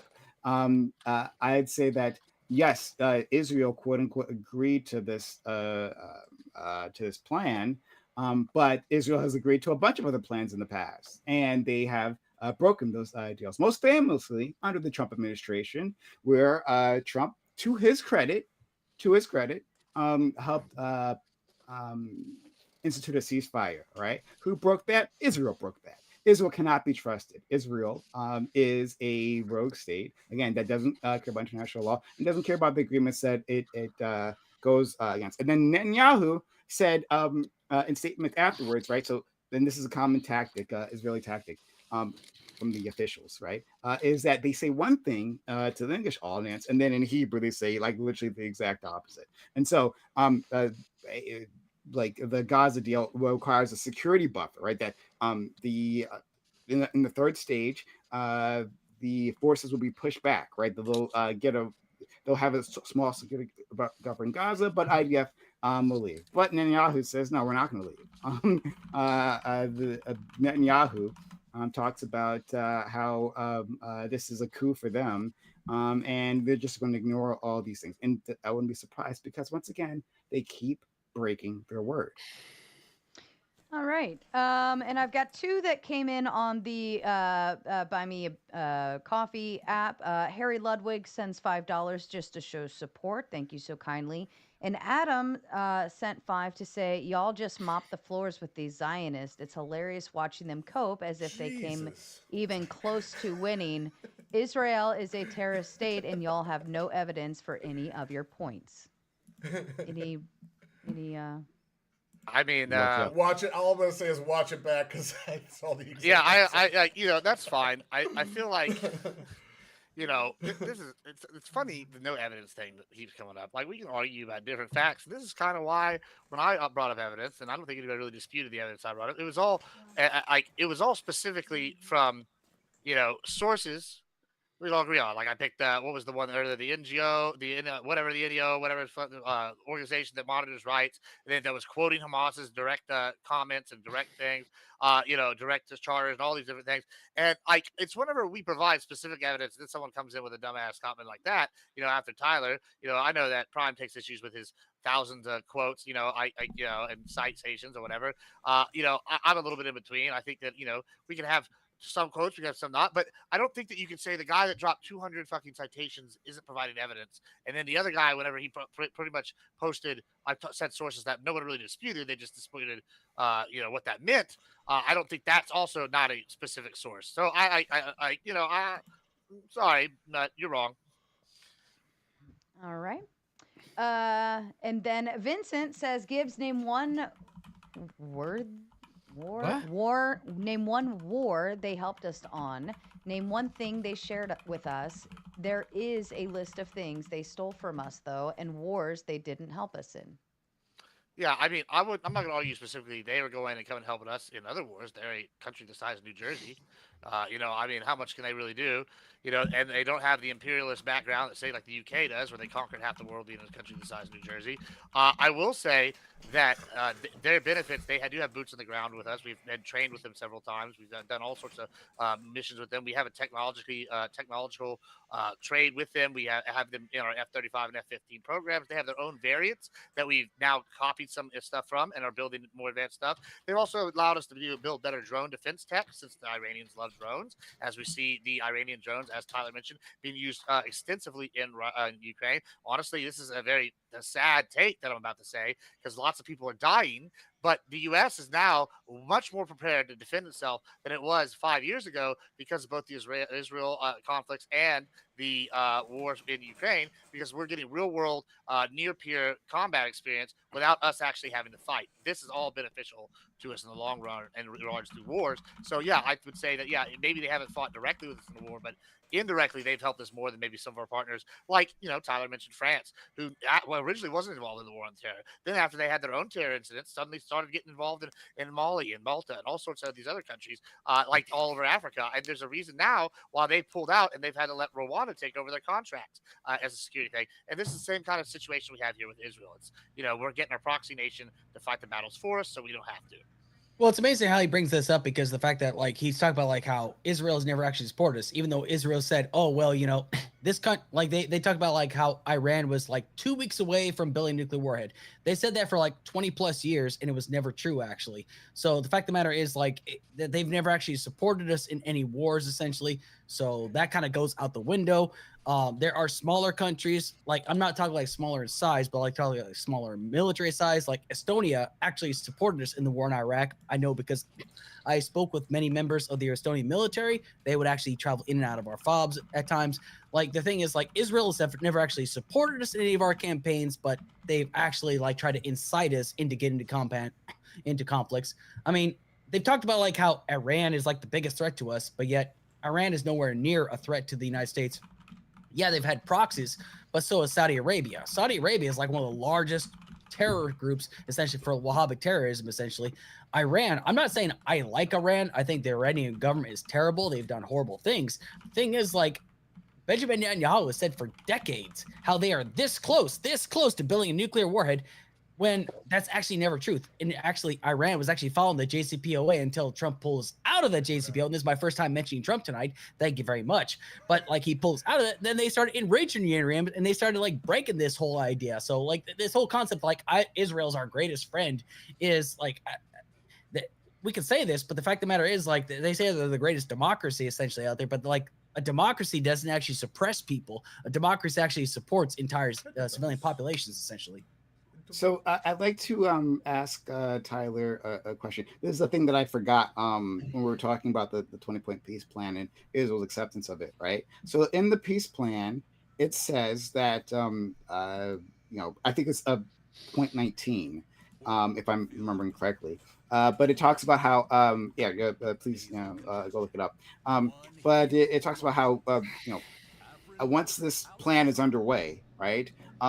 We will begin, negotiations for Palestinian statehood, which we acknowledge that is a goal of the Palestinian people. right? Is it? You have said that Israel accepting, quote unquote, accepting this plan is proof that like there is a shift in policy.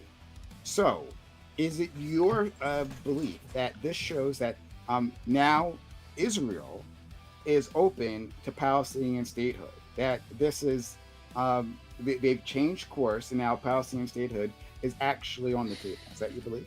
No, that's not my belief. My belief is that that has always been Israel's policy for the last 60 years, them participating in the Oslo Accords, them allowing the election of Hamas in the first place, and several other instances prove that they've always pushed for some sort of statehood. And if you look at the polling for the last 40 years out of Israel, the majority of the country, including the right wing, not the far right wing, that's Ben Gvir's party, but I have another point for you, Alex, on that later. Other than them, most of Israel wants these people to have statehood. Right now, even, they still say Israel, the two-state solution is the best solution, but Hamas has to be removed from power first. And America agrees on that. There should be no deal until Hamas is removed from power. So until the people that are responsible for the terror attack against Israel, where they targeted civilians, unlike what Israel does, they intentionally targeted civilians, kidnapped, sexually assaulted, beat.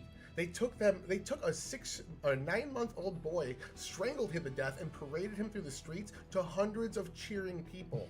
Until that entity is removed from power, the two-state solution cannot happen. And as far as occupation goes, Israel has said multiple times the reason they pulled out in 2005 is because they did not want to do occupation. They withdrew, I think, 8,000 or 5,000 Jewish people that lived in Gaza, took them with them, said, "You're coming with us," ethnically cleansed its own people out of Gaza and said, "You know what? Just take it. We're just going to put this limiting barrier on it." As terrorist attacks ramped up, that barrier got more and more, and then we got cookies being banned to punish them. I'm not going to say every action Israel did was good, and there were no cookie rockets. Destiny made that up.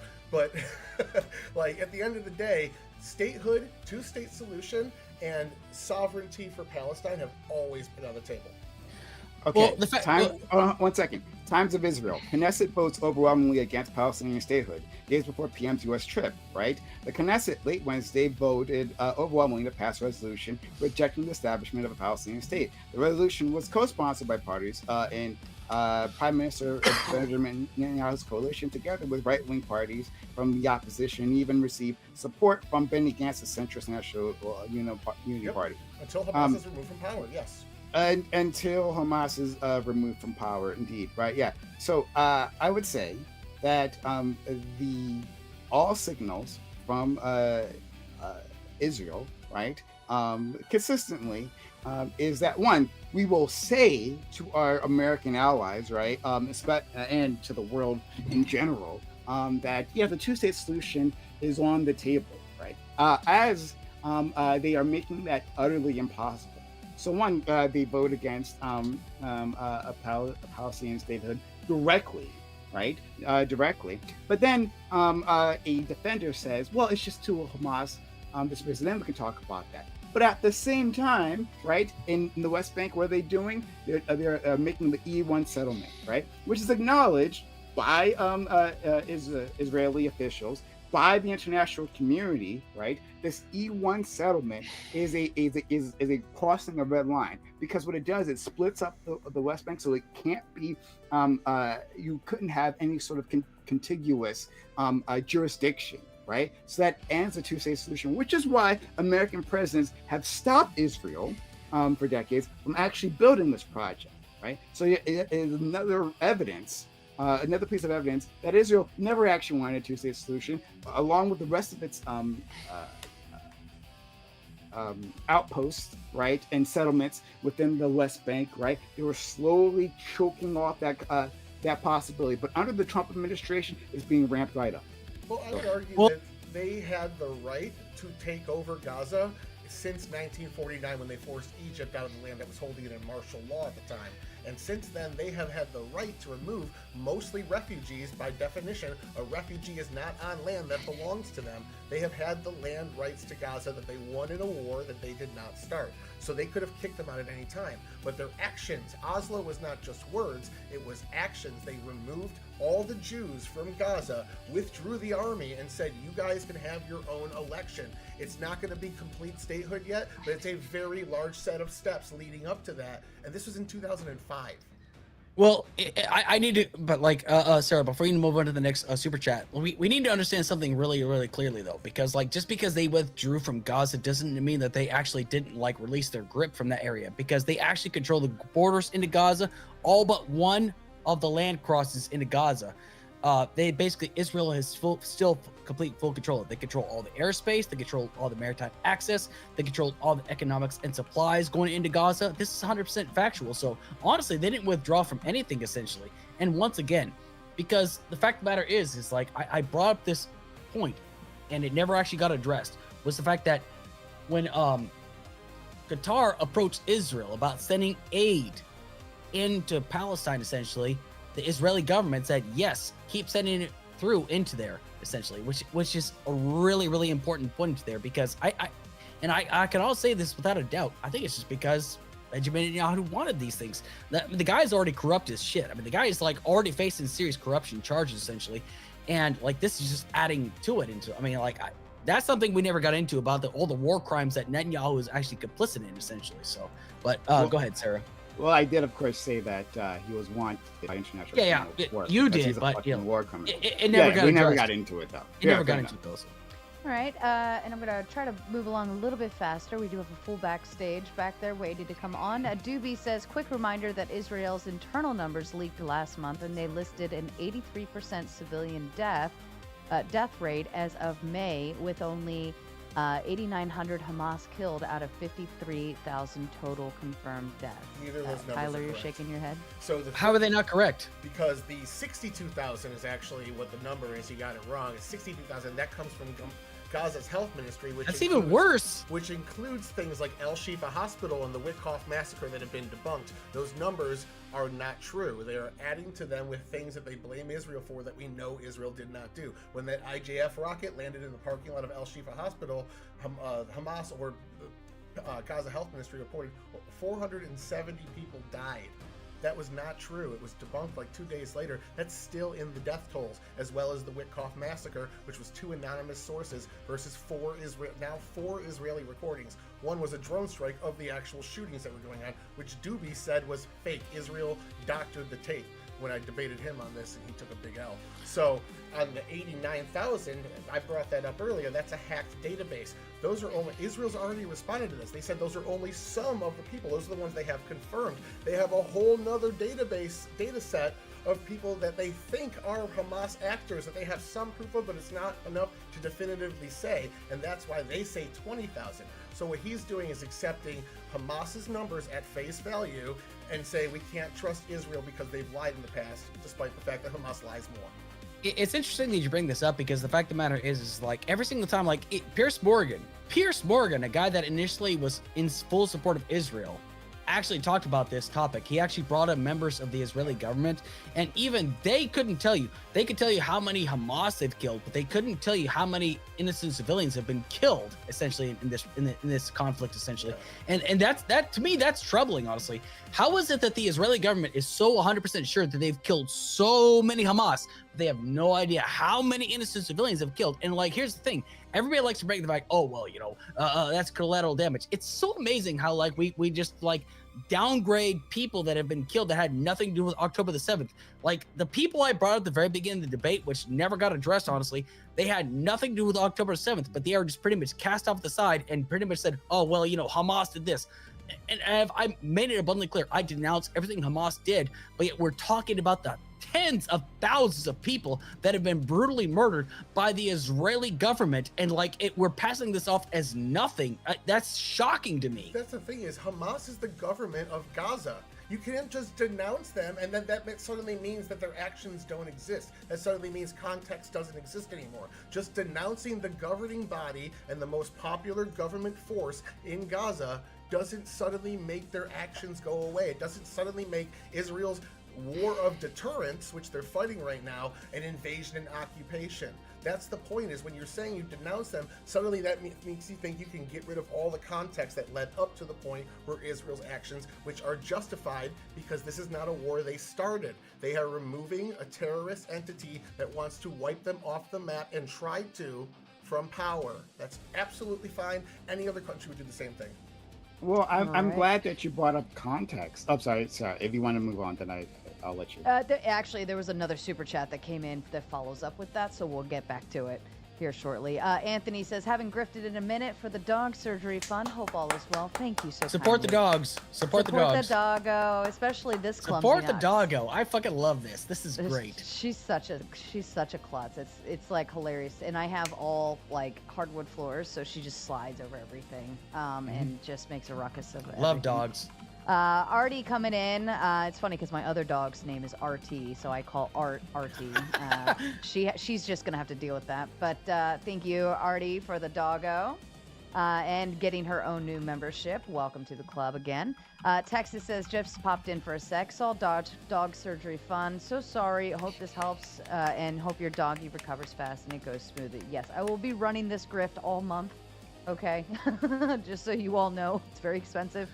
Doobie says with a big 10, Tyler did a great job demonstrating he is exactly what Prime said he is when he admitted to using dishonest anti-Semitism claims as a debate tactic, debunked by his own sources repeatedly. And I'll hand this over to you, Tyler, if you want to respond. We've already been through this. I made multiple claims. I linked 8 sources, and one was used to try to find all the claims I made. I'm pretty sure if you go. I went through 3 of those sources. Okay, well, I went through 3 of those sources provided. I'm pretty sure everything I said there is backed up. Because yeah, so but they Israel- weren't. You can go through those sources and let who me they finish are. my But statement. you I don't haven't think we need to done that. relitigate Yeah. this.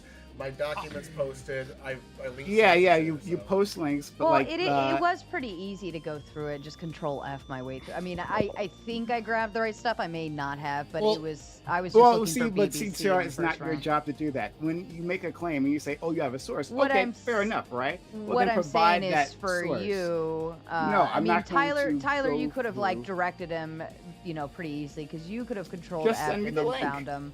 But yeah, either way, But it's, derailment tactic, like asking a pop quiz. it's in the middle either of something. way, Yeah, either asking way, you- either You way, can ask after. gentlemen, the information is available. Nobody's being bad faith. It's you might just have to No, go he's on being a pretty hunt. bad faith, actually. Yeah, I would actually say, the thing is, like, these guys have accused us multiple times of anti-Semitism when neither myself or Prime said anything anti-Semitic. We just simply pointed out, like, the horrible things that the Israeli government has done, essentially. I mean, I'm It's just a debate saying. tactic. It derails people. I never said it to you. I was alluding to it for Prime. I didn't want to outright say it because I don't believe it. It was a debate tactic. Don't take that personally. I don't take it Fair personally. But anyway, go ahead. And Old School says Prime Case is wrong. Less than half of Israel supporting evangelicals support Israel because they believe it will result in Jesus' return. Ooh, hallelujah. Wrong. Less than half of Israel supporting evangelical support Israel because they believe. Well, that's okay, but it doesn't matter if it's less than half. I'm saying that is one of their driving. I don't know the exact numbers. Let's say this individual is correct. Thank you for giving $5 to Sarah, right?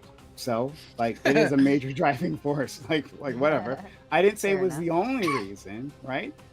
Evangelicals are part of the imperialist nation of the United States, right? And evangelicals see the advantages that Gibbs sees in supporting Israel, right? A lot of them have the same reason. Evangelicals aren't just one thing; they aren't just a religion, right? So they see the money that is there to be made, right? They see the resources there to be pillaged within the Middle East, right? So those might be other reasons why they support, not just mindlessly because of their religion, but some of them mindlessly because of their religion. All right.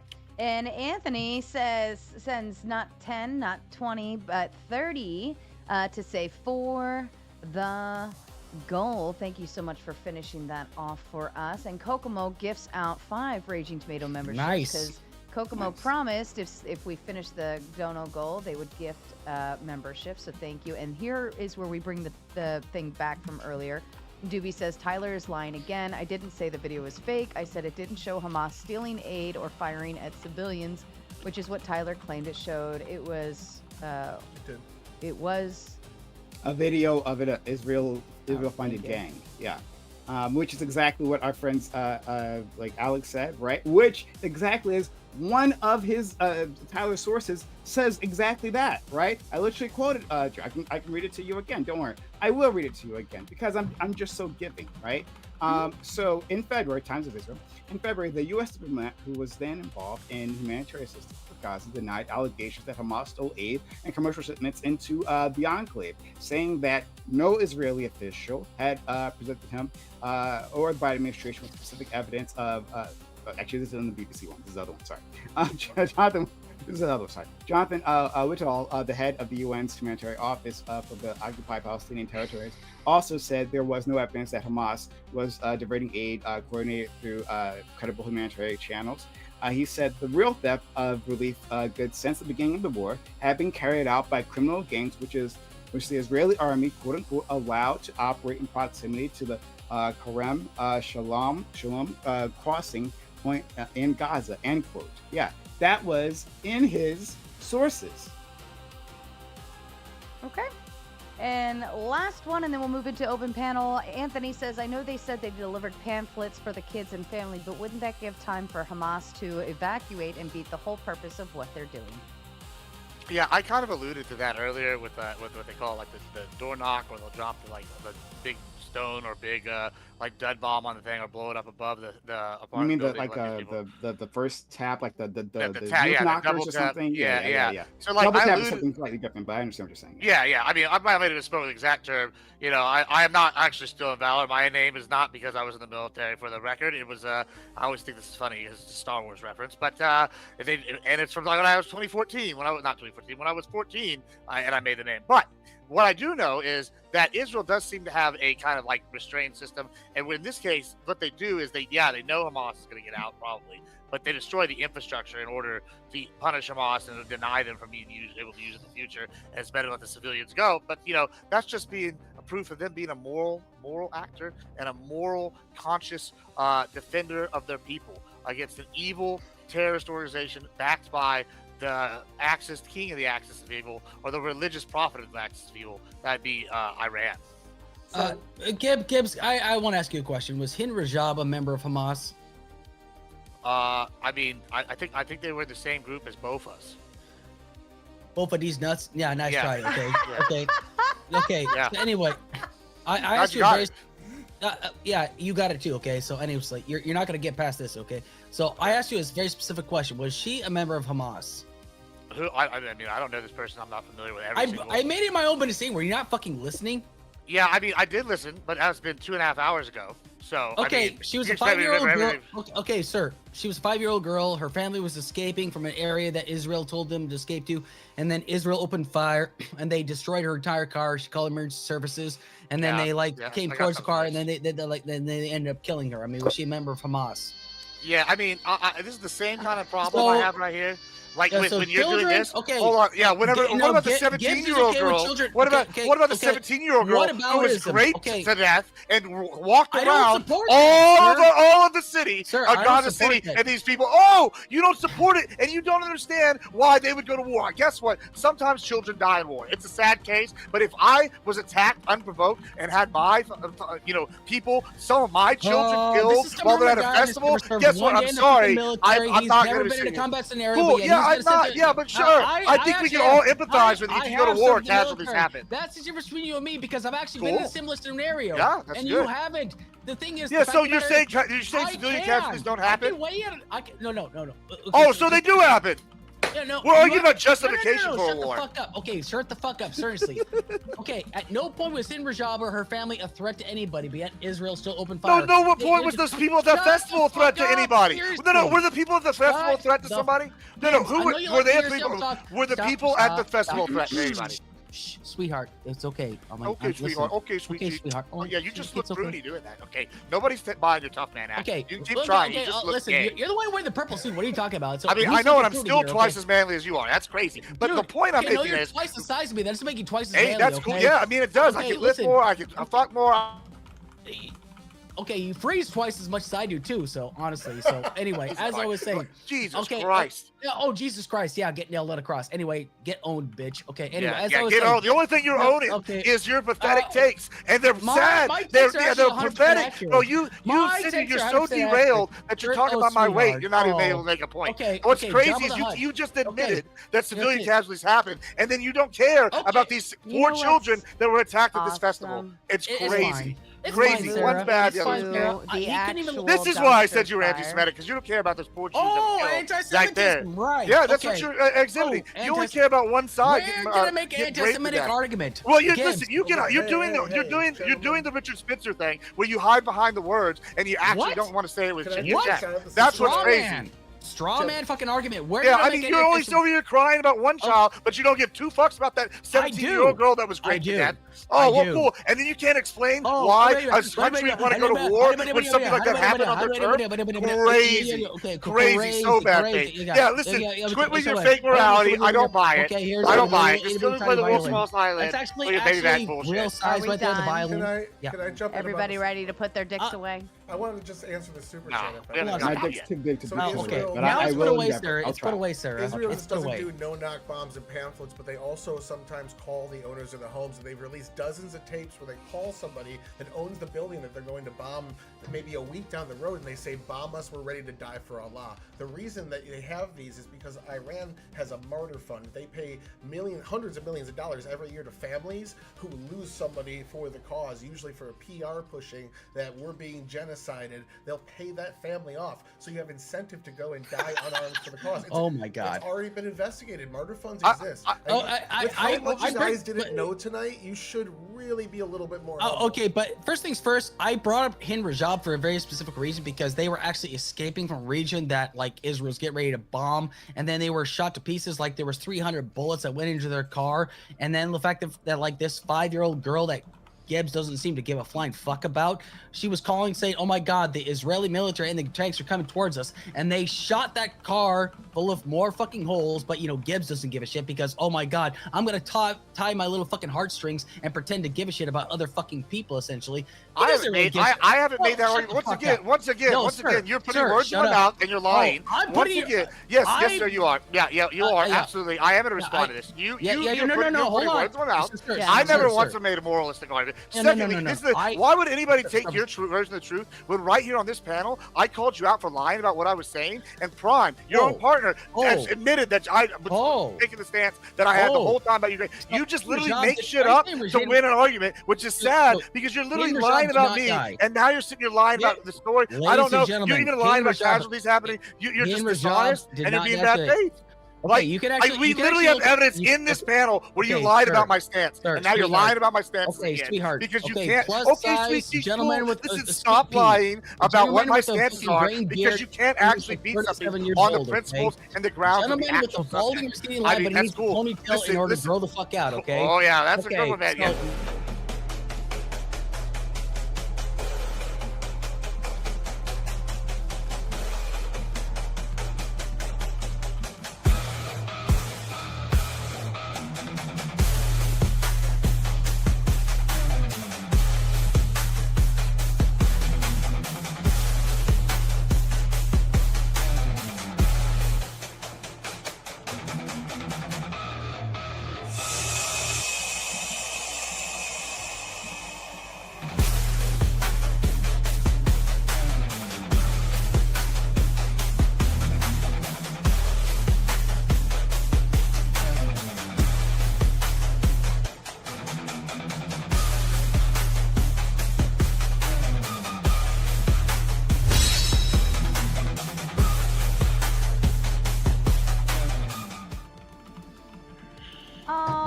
That was fun, but we did have to move on. All right, so everyone who is new, there are some new people backstage, I believe. So don't worry. You will find your time up on screen because people get booted here very, very, very fast. And I will leave it to the chat to do so. For a measly $10, you can boot anyone on the bottom half of the panel, any of the 4 original panelists, including Prime, Alex, Tyler, and Gibbs. I'm safe! They are safe. They are. They have immunity up here on this panel as of this evening, so you can't boot them. They can be up here in Spurg all night long. You can put them in a speed date though, so they're not far away from crazy stuff. But once somebody gets booted from the panel, somebody else in line backstage comes up. And if you really want someone up on screen, you have to boot someone, and that's fair game too. Or if you are sitting backstage and you really want on screen, you can pay $10 and go ahead and take your place. All right, everyone knows my rules here. Keep your interruptions to a minimum. If you're all screaming over each other, I will put you in an embarrassing speed date with sexy, sensual music and make you very uncomfortable. And the crowd absolutely loves it. Outside of that, I am going to go ahead and kick off the gauntlet. So be prepared. We'll start moving over there shortly. Kay, why don't you go ahead and kick us off? Hi. I don't exactly have anything off the top of my head to kick us off with. All right. Today, Kay. Thank you. You look lovely, Kay. Yeah, hey, Kay, do you want to talk about the bravery of somebody that fell out of the ugly tree and got hit by a bag of dicks for looks, talking about other people's appearances? Can we talk about that for a second? I think that one's really impressive. I'd rather talk to you, Gibbs, about something. All right. So, Yeah, I don't want to talk about dicks at all. So here we go. I wouldn't either. That's why I guess we're not talking Dallas. Yeah, so just a quick for the Hey, affirmative my wife side, asked me. there's a little note for you guys that I didn't hear brought up. Just really quick, we give Israel 3.8 billion, but it's far more fucked than that because they actually put it in treasuries. So we actually paid them interest on this. It's not really aid so much as it's taxpayer-funded loan to ourselves at a loss. But anyway, going back to you, Gibbs, you and Tyler both mentioned Christians have an obligation to support Israel. Is that correct? Yeah, I would argue that there's a substantial amount of text biblically that would argue that. Yeah, God. Okay. So I have our chosen people, and that we should ally I'm ourselves familiar with them as Christians. Yeah, I'm familiar with that. Okay, so just want to get the confirmation. I have a very good reason for why Christian Americans should actually cut ties with Israel. Israel has what's called the Temple Institute. It's heavily funded by Israel's state. One of the prime directives of the Temple Institute is to rebuild a third temple. Okay, when this happens, they're going to name their Messiah. By definition, when they do this, this person will be Antichrist. Maybe not the Antichrist, but Antichrist in nature. So why should Christians support a Zionist state that's going to name the Antichrist? What? I mean, I'm a little. Okay, wait, just rephrase. I know it's a lot. I know you never heard this before. You've been challenged on this, but please try to keep up. No, it's not that. I'm just trying to figure out. Are you arguing? This is hilarious. We got two doctors of religion, but I have. Stop obfuscating and answer the question, please. Oh, listen. Hold on. You asked me a question. I'm gonna answer however goddamn well. Please, get there. First of Get all. there. Secondly, listen. Elmer Fudd up there. Yeah, I know. It's very Elmer Fudd. I can even tell you why you believe I love this, how when by I the get way. asked questions and I can't even answer them. That's the crazy part. But Go ahead. here's you just the can't argument. answer. That's it. No, here's the argument. I guess I'm asking ahead, just for George. clarification. Are you asking if they're going to make? You're just saying they're going to make a Antichrist, or not necessarily the Antichrist, like you're arguing.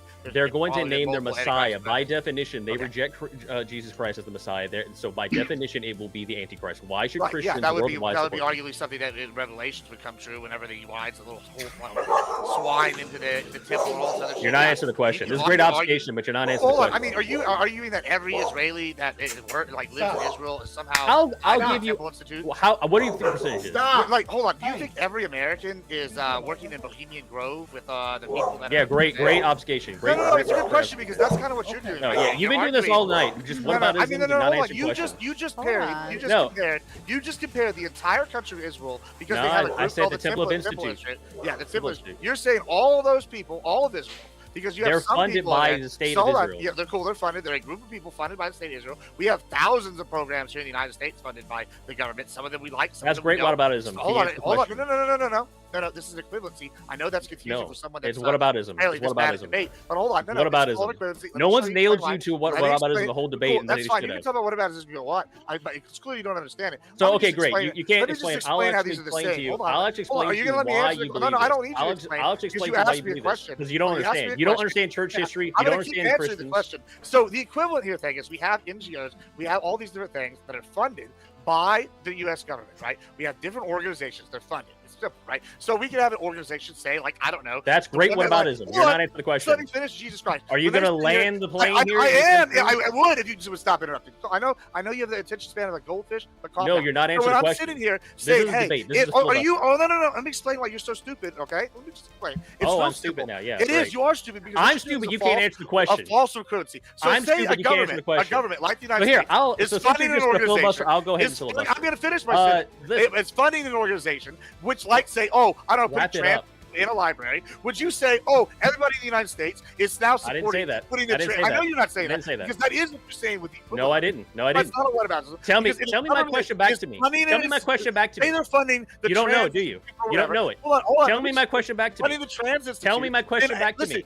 To you know what the fuck interrupting you're me so talking I about, can't do you? finish my point is a You know bad what the debate. fuck you're talking about. Everybody sees through it. So if I fund an organization, everybody sees how much of a joke you are, and you don't know what the fuck you're talking about, and you do whataboutisms and obfuscation and try to win some kind of debate, and it's clearly not working. You look like an idiot. That it somehow represents. No, you look like an idiot because you're sitting here trying to say whataboutism when I'm explaining basic, simple governmental process. If a government can fund a private organization or a public organization, that doesn't reflect the views of the government necessarily. For example, there are organizations right now in the United States that are funded by the U.S. government. Hold on. Doge is literally designed to get rid of organizations that one side doesn't like. No, it's listen.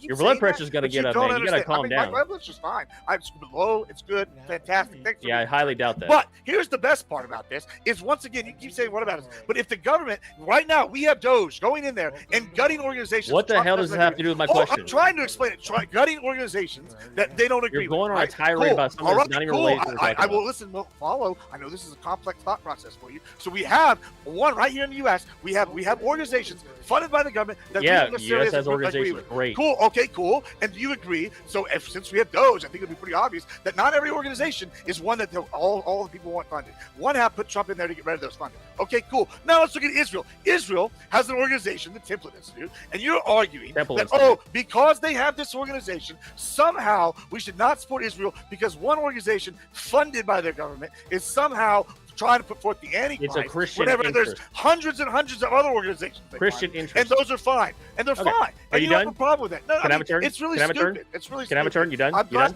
Do you understand why this is not Can I have a turn now that you're done? Yeah. Do you understand why this is not a whataboutism? No, I'm not. You're just whataboutism. I don't give a shit. So okay, you don't understand. Yeah, you're just a bunch of nonsense. You named a bunch of U.S. NGOs, and it has nothing to do with my question. It has nothing to do with my questions. It's good. Okay, so here we go. Now I'll tell you exactly why you and many people believe that this, we should support Israel, Christians. It's the evangelical crowd. Okay. The reason they believe this is because there's a guy named John Darper came over to the U.S. in the early 20th century, and he broke away from the Church of England, and he decided to bring a new framework called dispensationalism. This infected the evangelical crowd, and it basically taught them that there's a such thing as magic Jew blood. This was never believed. It's a heresy. It was never believed by any Christians before that. Most Christians worldwide don't believe this. They recognize it as a heresy. The Catholics don't believe this. The Orthodox don't believe this. No one believes this outside the evangelicals, and they're the ones that believe this. And they actually work with the Temple Institute, and the reason they work with the Temple Institute is because they believe on their side that, yes, once the third temple is rebuilt, Armageddon will come. So that's a great. Oh, and by the way, these people have fucking by the way, news. and here's the craziest part. I also know the guy down here in Texas that sold the red heifers to him, bro. Yeah, what does it have anything to do with what I said? Just crackpot. You don't know church history, sir. You don't know what the fuck you're talking history. about. No, you don't. You clearly don't. You clearly, well, then you clearly need to go get a refund you know what else from was wherever crazy? you got them from. You know what else is not crazy, working. Papa? You don't know what the fuck you're talking about. Let me tell you something. What else is crazy? This guy right here, sitting here, got all that rant talking about, and his biggest quote was magic Jew blood, and he's talking about me talking about what whataboutism, talking about somebody from the 1920s. That's what it is, right? It's crazy. That's what it is. They're the the chosen people. Somehow they're chosen people. They're somehow the chosen people still, even though only a small vocal minority believes this in the U.S. I should have just let you speak because you sound fucking insane. No, because you're getting cooked and you realize you can't. Yeah, nobody got. The only person that got cooked here was our. Don't ever bring this shit up again because there's gonna be somebody out like me out there that actually knows church history and is gonna nail your ass to the wall like I just did. Yeah, I mean the only person that got nailed in the whole was your credibility. That's what happened. Can I take a crack at the question as well? Because it was both of us here. Go ahead. Can I ask a question? Let me take a crack. No, I want to hear. I want to hear what Tyler. I want to hear him So explain I'm this. an Go ahead. atheist. I'm still learning. I'm doing a lot to learn religion. I do a panel on Sundays for it. So All right. don't make fun of me if I say something a little stupid. No, This that's is fine, definitely that's not my fine. area of expertise. No, But- you've been more cordial than the buffoon over here. So go ahead. So what I'm reading here is that the Jewish Messiah, the Jews don't see the Messiah as a holy figure. They just see it. They see him as a political figure. Yeah, as a peaceful figure that's just going to come and reunite it. So in essence, the way you're using Antichrist means it's something antithetical. It's not antithetical to Christ. It's more just different. No, from no. Christ. They reject. Okay, so here's the But thing. hold- They Oh, Tyler. reject Jesus as the Messiah. There's And only a when dead end they- down this road, buddy. The when Antichrist they is Satan, though, isn't it? say again.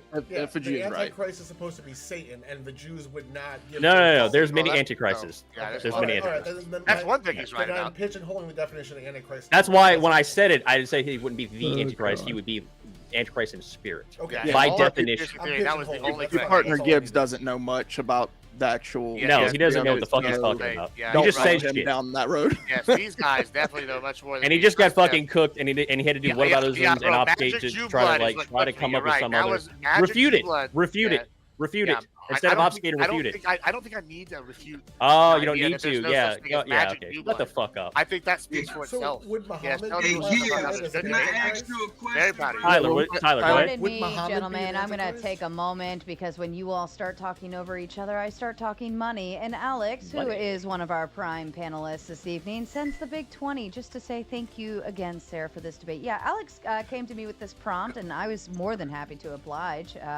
So thank Sarah, I would you. love to be on this prompt.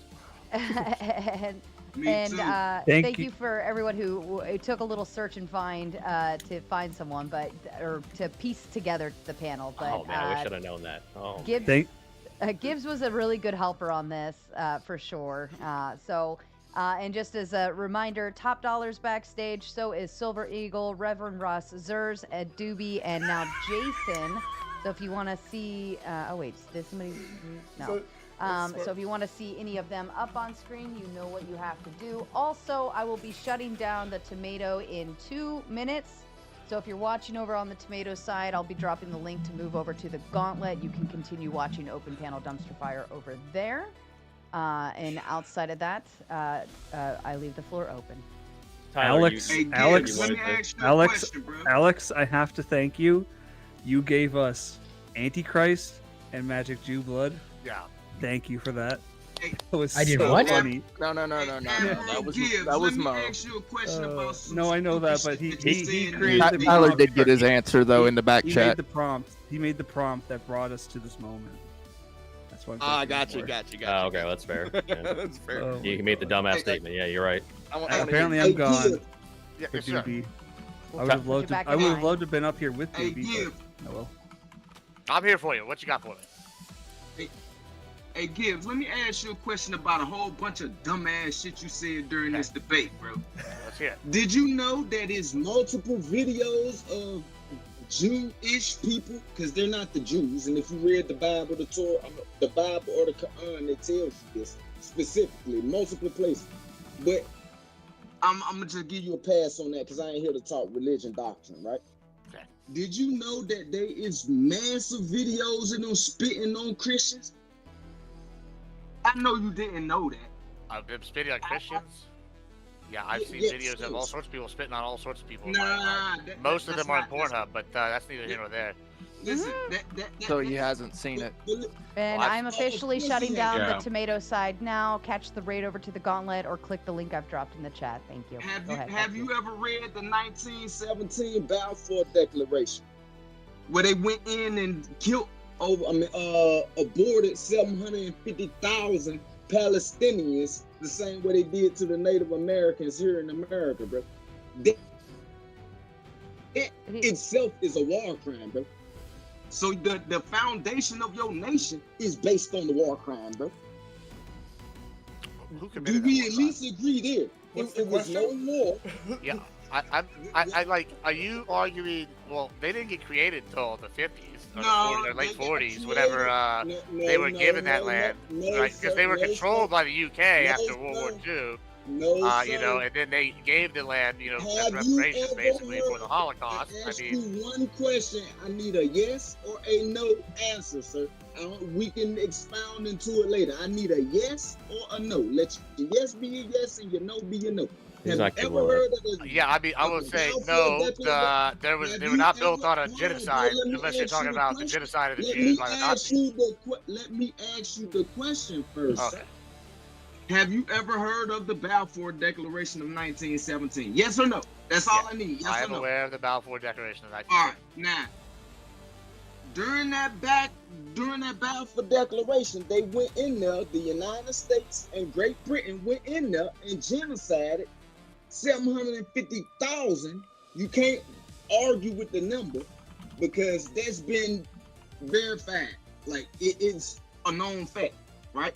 Now, with this being no clarified and understood, if you have heard of this, that means the creation of your nation was founded on genocide. Ain't no if, and, or but around that. Like, that's just what it is. Now, I heard you and the other goofy who was your debate partner up here earlier. He's still right there, Tyler. Said something about genocide. So, leading to the question about genocide. Now, if what they doing right now is not a genocide, because they ain't aborting all of them, and they had the means to abort all of them, as you say, because I could read you the definition of genocide right here, sir. It don't say nothing about all of them. It say in whole or in part. I would argue that the 300,000 number that they got right now, that even Haaretz, the Israeli newspaper or whatever they propaganda machine is over there, they confirmed this to be true. This ain't numbers I'm pulling out my ass or I'm getting it from Hamas, that bullshit that y'all tried to pull earlier. Like, no, bro, like this is actual factualist. You can prove this. So can I just ask you a quick question? Yeah, can you just let him answer? Because you just keep going on and on. You talk yeah, so like, slow, dude. I mean, just real quick a question. Who controlled Israel now? During World War II? If this is not a genocide, what they're doing now, then clearly what the mustache man did was a genocide because it's still Jewish people living. So we can't move the goalpost for genocide. If it was a genocide for them and it's still Jewish people running around, then how the fuck is this not a genocide when it's still Palestinians running around? Can I distill that? Can I distill that for you for Gibbs? Just my understanding, and if you can tell me if I'm wrong, oh hell no, right? I don't want to get your words incorrect. You're saying because the claim was made previously back in the debate that Israel hasn't wiped out all the Palestinians, right? And so how could it be a genocide? And you're making a claim that during the Holocaust, right? Lots of people were killed, but they didn't kill all the Jews, right? Yes. Like survivors from that area, specifically that European area, are still around, right? And so wouldn't that still be a genocide, even if they didn't actually finish the job? I think that's the question. No, it's very fair because like they tried to bring that up earlier. They said, oh, well, if they was committing genocide, they would have wiped out all the Palestinian people, which is a bad argument, honestly. And I made that. No, I didn't say you said I didn't even say what you're saying. It's a point in the favor of them being humane and moral actors that they're not doing this. No, that's not what you said. That's what I'm saying. You just didn't listen. No. If Israel wanted to commit a genocide, they would wipe out all the Palestinians. You said that. Actually, those are once again words on out. I literally said word for word. It is a point in their favor towards the idea that they're not committing genocide. And secondly, to your point, Mr. O'Hell, to your point, no, I'm not lying. I'm not lying. I verbatim said this. We can watch. I'm sure we can watch the tape. I definitely made this very clear. Don't worry, I'm gonna clip this. Good, you can clip it. Them having the ability to, and them not doing so, is a point in their favor. I didn't say it proves it. It's more of like circumstantial evidence than anything, but it does help assist in building a case towards. You said if they were committing genocide, if they could easily walk in and exterminate all Palestinians, that's what you said. They could easily go in and do that. Easily walk in and exterminate all Palestinians. Yes, I did say that. That is true. They So could what are you do that. arguing then? All right. We said that. Well, let me honestly. explain why you're confused. Once again, I said. I'm not and once again- confused. well, hold on, because you clearly are. I said they have the capability to wipe these people out. It is a point in their favor. What are the Nazis against the Jews? Oh my God! And thank you for building my case because But the that was Nazis. still a genocide, the goddammit! Nazis- Hold on, That hold was on. still a The genocide. Nazis were actively trying. Hold on, the Nazis were actively trying to eliminate all of them, and they just didn't succeed. Bro. Israel right Have now, you- hold on, You're Israel right argument. now is basically Admiral they Gibbs. have the ability to do so, and Oh they're my God. choosing not to. You're You lying see the again, difference? bro. It's called. You're lying It's very again, simple. bro. It's a point in their favor that if they have the capability to glass the whole region and they choose not to kill all these people, hey, it probably goes. Hey, to figure that they're not actually genociding these people. Well, Hey, then, Admiral, I that's would what they argue the just. speed of the genocide Wait, shouldn't hold matter. In the end, I'm gonna step away. Pardon me for just a moment. Palestine. I'm gonna say it again. Pardon me for just a moment. Shout out to Dana sending the Cash App with the big 5, saying many thanks for the topic tonight. Alex and Prime win. Thank you, Dana, for sending love. I'm gonna step away for 2 minutes. Effigy, can you take over again as you usually do? I'll try. Somewhat well. Thank you, Effigy. Doobie, I'd like you to go ahead and open up since somebody bought you Okay. up, and you have a $10 credit. So if anybody tries to boot you again, it's gonna have to be more than 10. All Got right, your I'll be back, right Doobie. back. Immunity. I'll answer your question after he's done. Hey, listen. Sure. Right. Well, I just Oh, wanted shut to up, address hell no. something Tyler said earlier, because Tyler likes to lie a lot, unfortunately, Of which course. is what Prime and I found repeatedly. So he said that I said that a video that Israel put out was fake, right? It was like an AI video, or whatever the fuck. The reality is, this video was what Israel claimed was Hamas firing at civilians who were gathering aid from this one of these GHF sites, right? I think that's what they call it, like Gaza Health, whatever the fuck sites. That the U.S. has set up in Gaza with cooperating with this private company. So there was footage of people being shot, going to these sites by the IDF. These people are claiming they're shot by the IDF by tanks.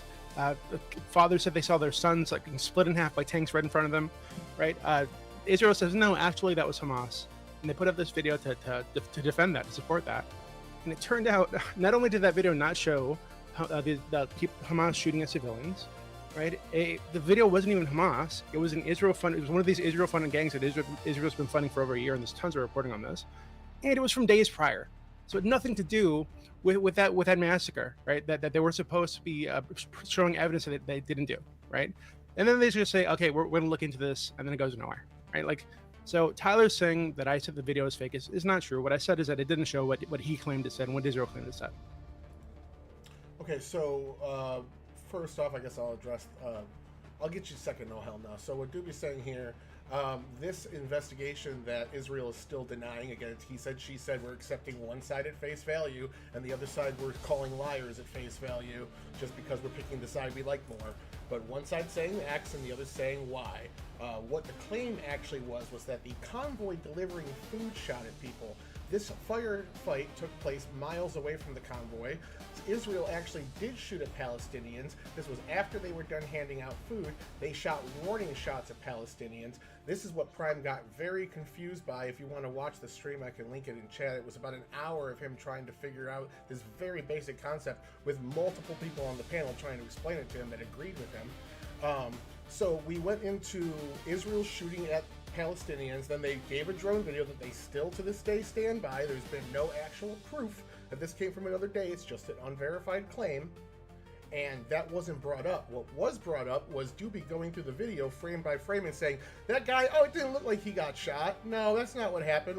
No, okay, now you're lying again. You're lying again. You could say I'm lying, but the okay, video's out there. we can go Somebody- through the video right now. Like, a body the goes video down, doesn't show he goes, anybody no, getting lying. shot. Should have And added the video the doesn't show a single circle. person got They shot. You're added a lying. circle You're just there. lying again. You I don't know what the fuck you lie so remember- much. If you're confident about your position, why the fuck do you lie so much? Okay, The remember, video doesn't show I a actually single brought person up shot. a retired. What I said wasn't a person you're accusing me of lying when I have something on the 200 floor that citations like backing shifts what against I the said. ground. That doesn't look like a person. One at a time, one at a Person. time. It was verified later that wasn't a person. Get over it, dude. Okay, Quit you're just getting gonna repeat that it took an hour when he emotional. got caught. You took an Yeah, I'm L. Quit emotional. calling me a I'm liar responding because to you you lying lost. constantly to Lying. I defend a got fucking 200 genocide. Like, why do you feel? Why do you so? didn't know Why do you feel so? basic Okay, if you're done making your point, stop trying to Look dunk. like a fucking If dumbass you're done making your constantly point, Doobie, to shut the protect the fuck up. genocide. Stop trying to dunk. Doobie, yeah, you made your I'm not point. trying to Let me dunk, I'm respond. responding to this Let fucking me idiot. respond to your points now because you didn't even know that the Biden administration did an investigation. I still have all those DMs. And when I proved it to you, you didn't know the Biden administration did an investigation into allegations What the fuck are you of talking war about? crimes. This is part of our ongoing argument. We've done this debate 3 times now. Once was in text. I still have. Wait, those hold on. DMs. Are you talking? When Wait, I hold on. prove- Are you talking about the Let me DMs? talk. When I wait, hold on. prove I this need to you, get a when I couple prove context this because you're to lying you, again. you You're lying denied again it about on one of Pardon the me, DMs. I'm sorry, posted the gentlemen, fucking- denied You're lying again. Why the fuck do you lie so gentlemen. much? You just I take need L's you and to fucking listen cry, dude. to That's my it. voice, okay? Listen, if I start talking, you shut the fuck up. That's how this works. It's pretty simple. Alex, can you confirm, is that a credit for Doobie? It's a credit for Doobie. Okay, so Doobie, you got another 10, so you got a $20 credit. So if somebody wants to boot, it's going to take a full 30 to get you out of here. Okay, let's go one at a time. Let's try to play this game nicely. Yeah, go ahead, Alex. Yeah, well, the fact of the matter is like we're sitting here talking about like how like I actually brought up during the debate, as a matter of fact, a retired lieutenant colonel that was a member of the Green Berets, a very prestigious member of the U.S. Special Forces, was a part of the Gaza Humanitarian Fund. GHF. Yeah, he actually saw what was going on, and I And brought they up shot during and the killed debate. Lil Amir. Oh hell no! I'm sorry. Yes, you and I are in agreement here. But he saw the acts of cruelty perpetrated by the Israeli military, essentially. And like, this is not up for debate, essentially. If you're going to tell me that this man that has actually served this country, the United States, go America, as Gibbs claims, he claims go America, essentially. But this man that has actually served this country as a lieutenant colonel in the Green Berets, which is a very prestigious part of the special operations community, is lying. But yet, like, every other humanitarian organization has proved what's going on. Like, I would love to hear, like, why is it that, like, what do they have to gain by lying based upon this? Like, they are seeing this. There's video evidence of them shooting at people, getting aid, and they are being picked off one at a time by Israeli Defense Forces. I mean, this is not up for fucking debate. What is it? Well, let me ask you a question. What would they gain from it? I don't know. You lied about me this entire time about what my positions are and what you see me say on other panels. Put the personal grievances aside. So no. So why would we trust any kind of lie? Like anything you say is a factual and true story. Like, come on, bro. Like, you've lost all credibility here. Come on, bro. I mean, seriously, So, that's not a going good back- argument. I want you to refute what I said. What I said. I feel like I did refute it because You you're back didn't source. refute. Now, Okay, as for what are you're you saying a Green Beret is a liar? Do you think that? Okay, fine. Did you That's say not what that? I asked. It just yeah, cool. I can mention somebody. That's what was a former Navy SEAL, Jesse Ventura. He said all sorts of wild shit. Do I think Jesse Ventura lies? We're not talking sometimes? about Jesse Ventura. Sure. Did this guy lie? I don't fucking know. I don't know enough about this guy. But like, it doesn't. Just the idea that a service member would lie isn't too hard of a concept to fathom when you've lied about me this whole time, and your own partner admits that. Well, You back are me up and say that you lied about deflecting away from the discussion. I asked a very specific question, and you are deflecting away from this. We're talking about. To be clear, Gibbs, what I said is that he didn't that he got it wrong. I don't know if he lied. I can't say if he lied. Sure. Okay, I will grant you that. But yeah, he's definitely got that wrong. But it seems duplicitous whenever going back you say it. to what, You say it on multiple what panels. Doobie was saying, right? They were Doobie and Tyler were having a back and forth, right? Tyler brought up the last debate we had where we had a very long conversation, and it was during, to give people context, right? This was just at the start where the GHF was being implemented, right? And we were examining evidence of, if I'm remembering, hopefully this is the correct stream, but we were examining evidence, about the massacres that had been happening, and Tyler was denying it. Tyler says apparently I was confused during that stream. Hey Tyler, do you remember, like, in case since you remember this stream so correctly, hey, do you remember when after you had presented your sources that made a claim, and I went through the sources line by line, it said that claim wasn't there, that you had to take it back. You said, oh, I was incorrect. The sources I provided didn't actually say the things that I said they did. Do you remember that part? Vaguely, I don't remember backing down off the point. Oh, where I just found vaguely. The source, but no. Oh no, you don't remember. I don't. You don't really remember. but You see that DB. Oh, he wants to. Yeah. I just provided you the wrong source. Did I provide you with the correct source? No, you didn't provide me after, the right source what was afterwards. the claim? No, you didn't. What was the claim No. you're disputing? It was. I don't remember the exact claim. I don't want to give misinformation here. For but the we had. Are you talking about the articles? No, that I went not these articles. This is a previous article. My point is that what Tyler does, and he did it to this time as well, right? Is he tries to provide you a wall of links, right? Rather than like specifically going into the links. Because Tyler, right, pretends like he's done so much research, right?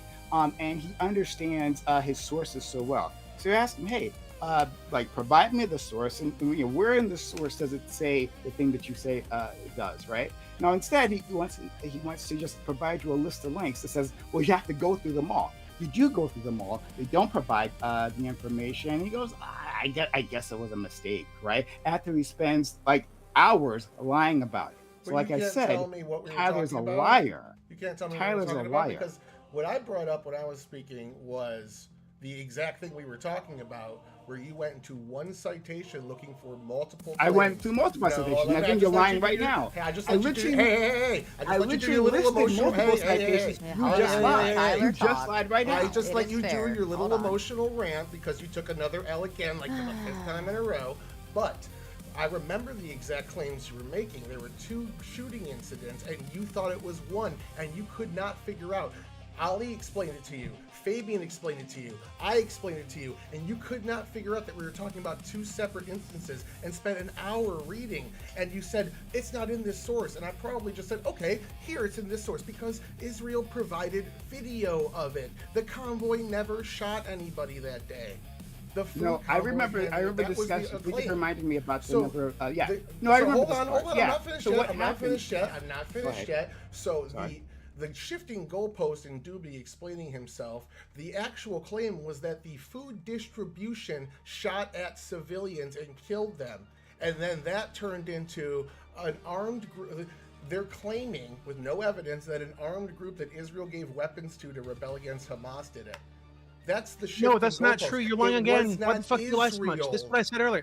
That is not at all what my claim was. It's not what Prime was saying. That was the argument. You guys were attacking Israel. No, that is not true. And now it's a third party. What we told you is, and we gave you multiple sources that day that we went through. What is even the point of arguing individual things when the proportionality is so out of whack? They were fired out with fucking tanks. Hamas does not have tanks. Well, it's my turn to talk. You guys start talking over each other. I start talking money. It's my favorite part.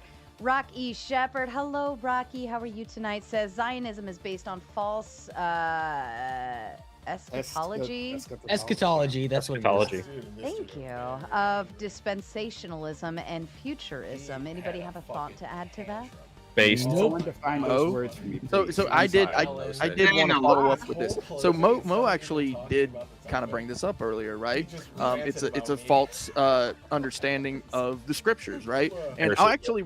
Yeah, I wanted to go to a kind of a higher point to this, and I wanted to ask a question of Gibbs and Tyler. Do you really believe that the United States is going to be able to stop the wars in the Middle East? Yes, I do. Oh my God, okay. That's all I needed to hear. That's part of my entire worldview. I'm a leftist Democrat. Bro, since the beginning of time, these things have been happening. Okay. I mean, you're gonna come in with your big old. Mr. Hat Guy, can I ask you a question? Since U.S. hegemony has taken over, we've seen a more peaceful world in the last 8 years than we have in its existence. So yes, I do think that. Prime, you were asking a question. Yeah, sure. I just want to ask a question to Clay. Hello, hi, nice to meet you. So I guess I would agree that the United States can't simply like keep peace by like putting troops on the ground, right? But would you say that the United States does have influence, right? So like the United States can like impose sanctions on a nation, right? The United States can blockade a nation if it wants. The United States has a lot of ability, especially I would say on its ally, Israel. would you at least say that it has a lot of influence in the region, especially its allies? Yeah, it does. I believe that we can make some pretty good trade deals. But as far as stopping these squabbles and century-long wars, it's just not going to happen. Actually, I wanted to hear Gibbs's answer more than anything. So just to clarify your question, so I don't get it wrong, is will we be the ones to stop the wars? Like, no, I don't think. Well, not in the current system that we're running. I think that this is gonna sound like kind of a reach around, but I promise it's not. Not with our Urbo existing. I think. Yeah, I know, right? Not while Urbo exists. Which, if y'all don't know what Urbo is, the international rules-based order. Like, I don't believe Urbo actually works. However, or exist even really, but if that's still around, no, we will not be the one, because we're gonna always have a client state. We're always gonna leave, and every time we leave, now if we move on to actual like empire building, where like all sorts of crazy shit's on the table, we're retaking over countries and conquering, maybe we can do it. I'd say 50-50, but like it depends on what government's doing that, how they implement culturally. I think quite a few. I feel like there's plenty of examples in history of religious like groups that have been fighting, being conquered by a bigger empire, and then both those groups being subservient or subsumed by the empire. So I think that it is possible. I just don't think we will do it, not in our lifetime at least. Can I answer Hellnaw's question before we go to the next one? I feel rude that I didn't get to him.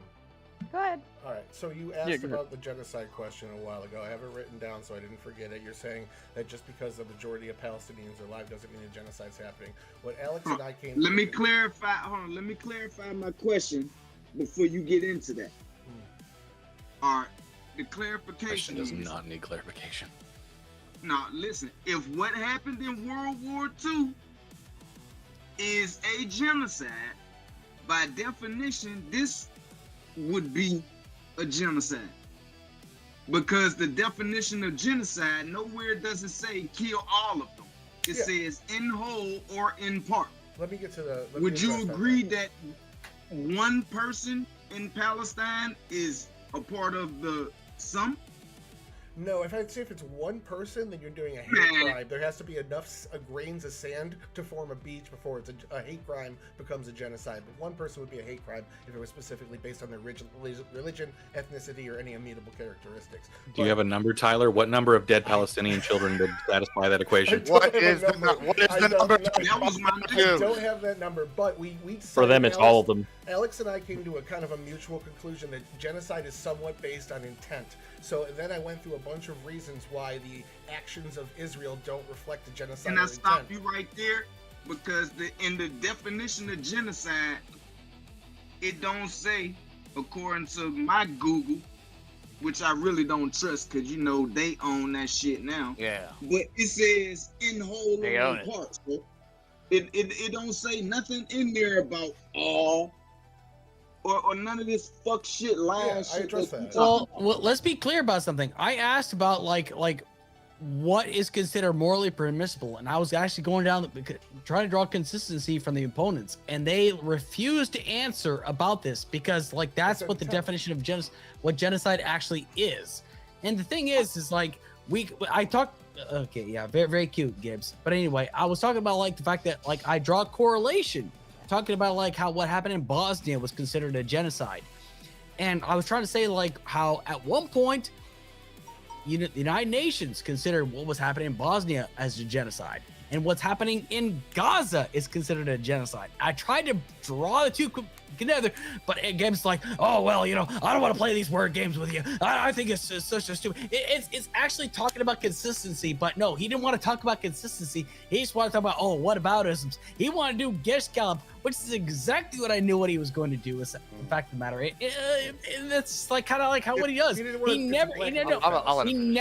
never actually wants to actually talk about substance. He wants to talk about Geshkalp. He wants to talk about whataboutism. Yes. I mean, this has happened multiple times before. Yes or no? Did you tell your mom that you were gay?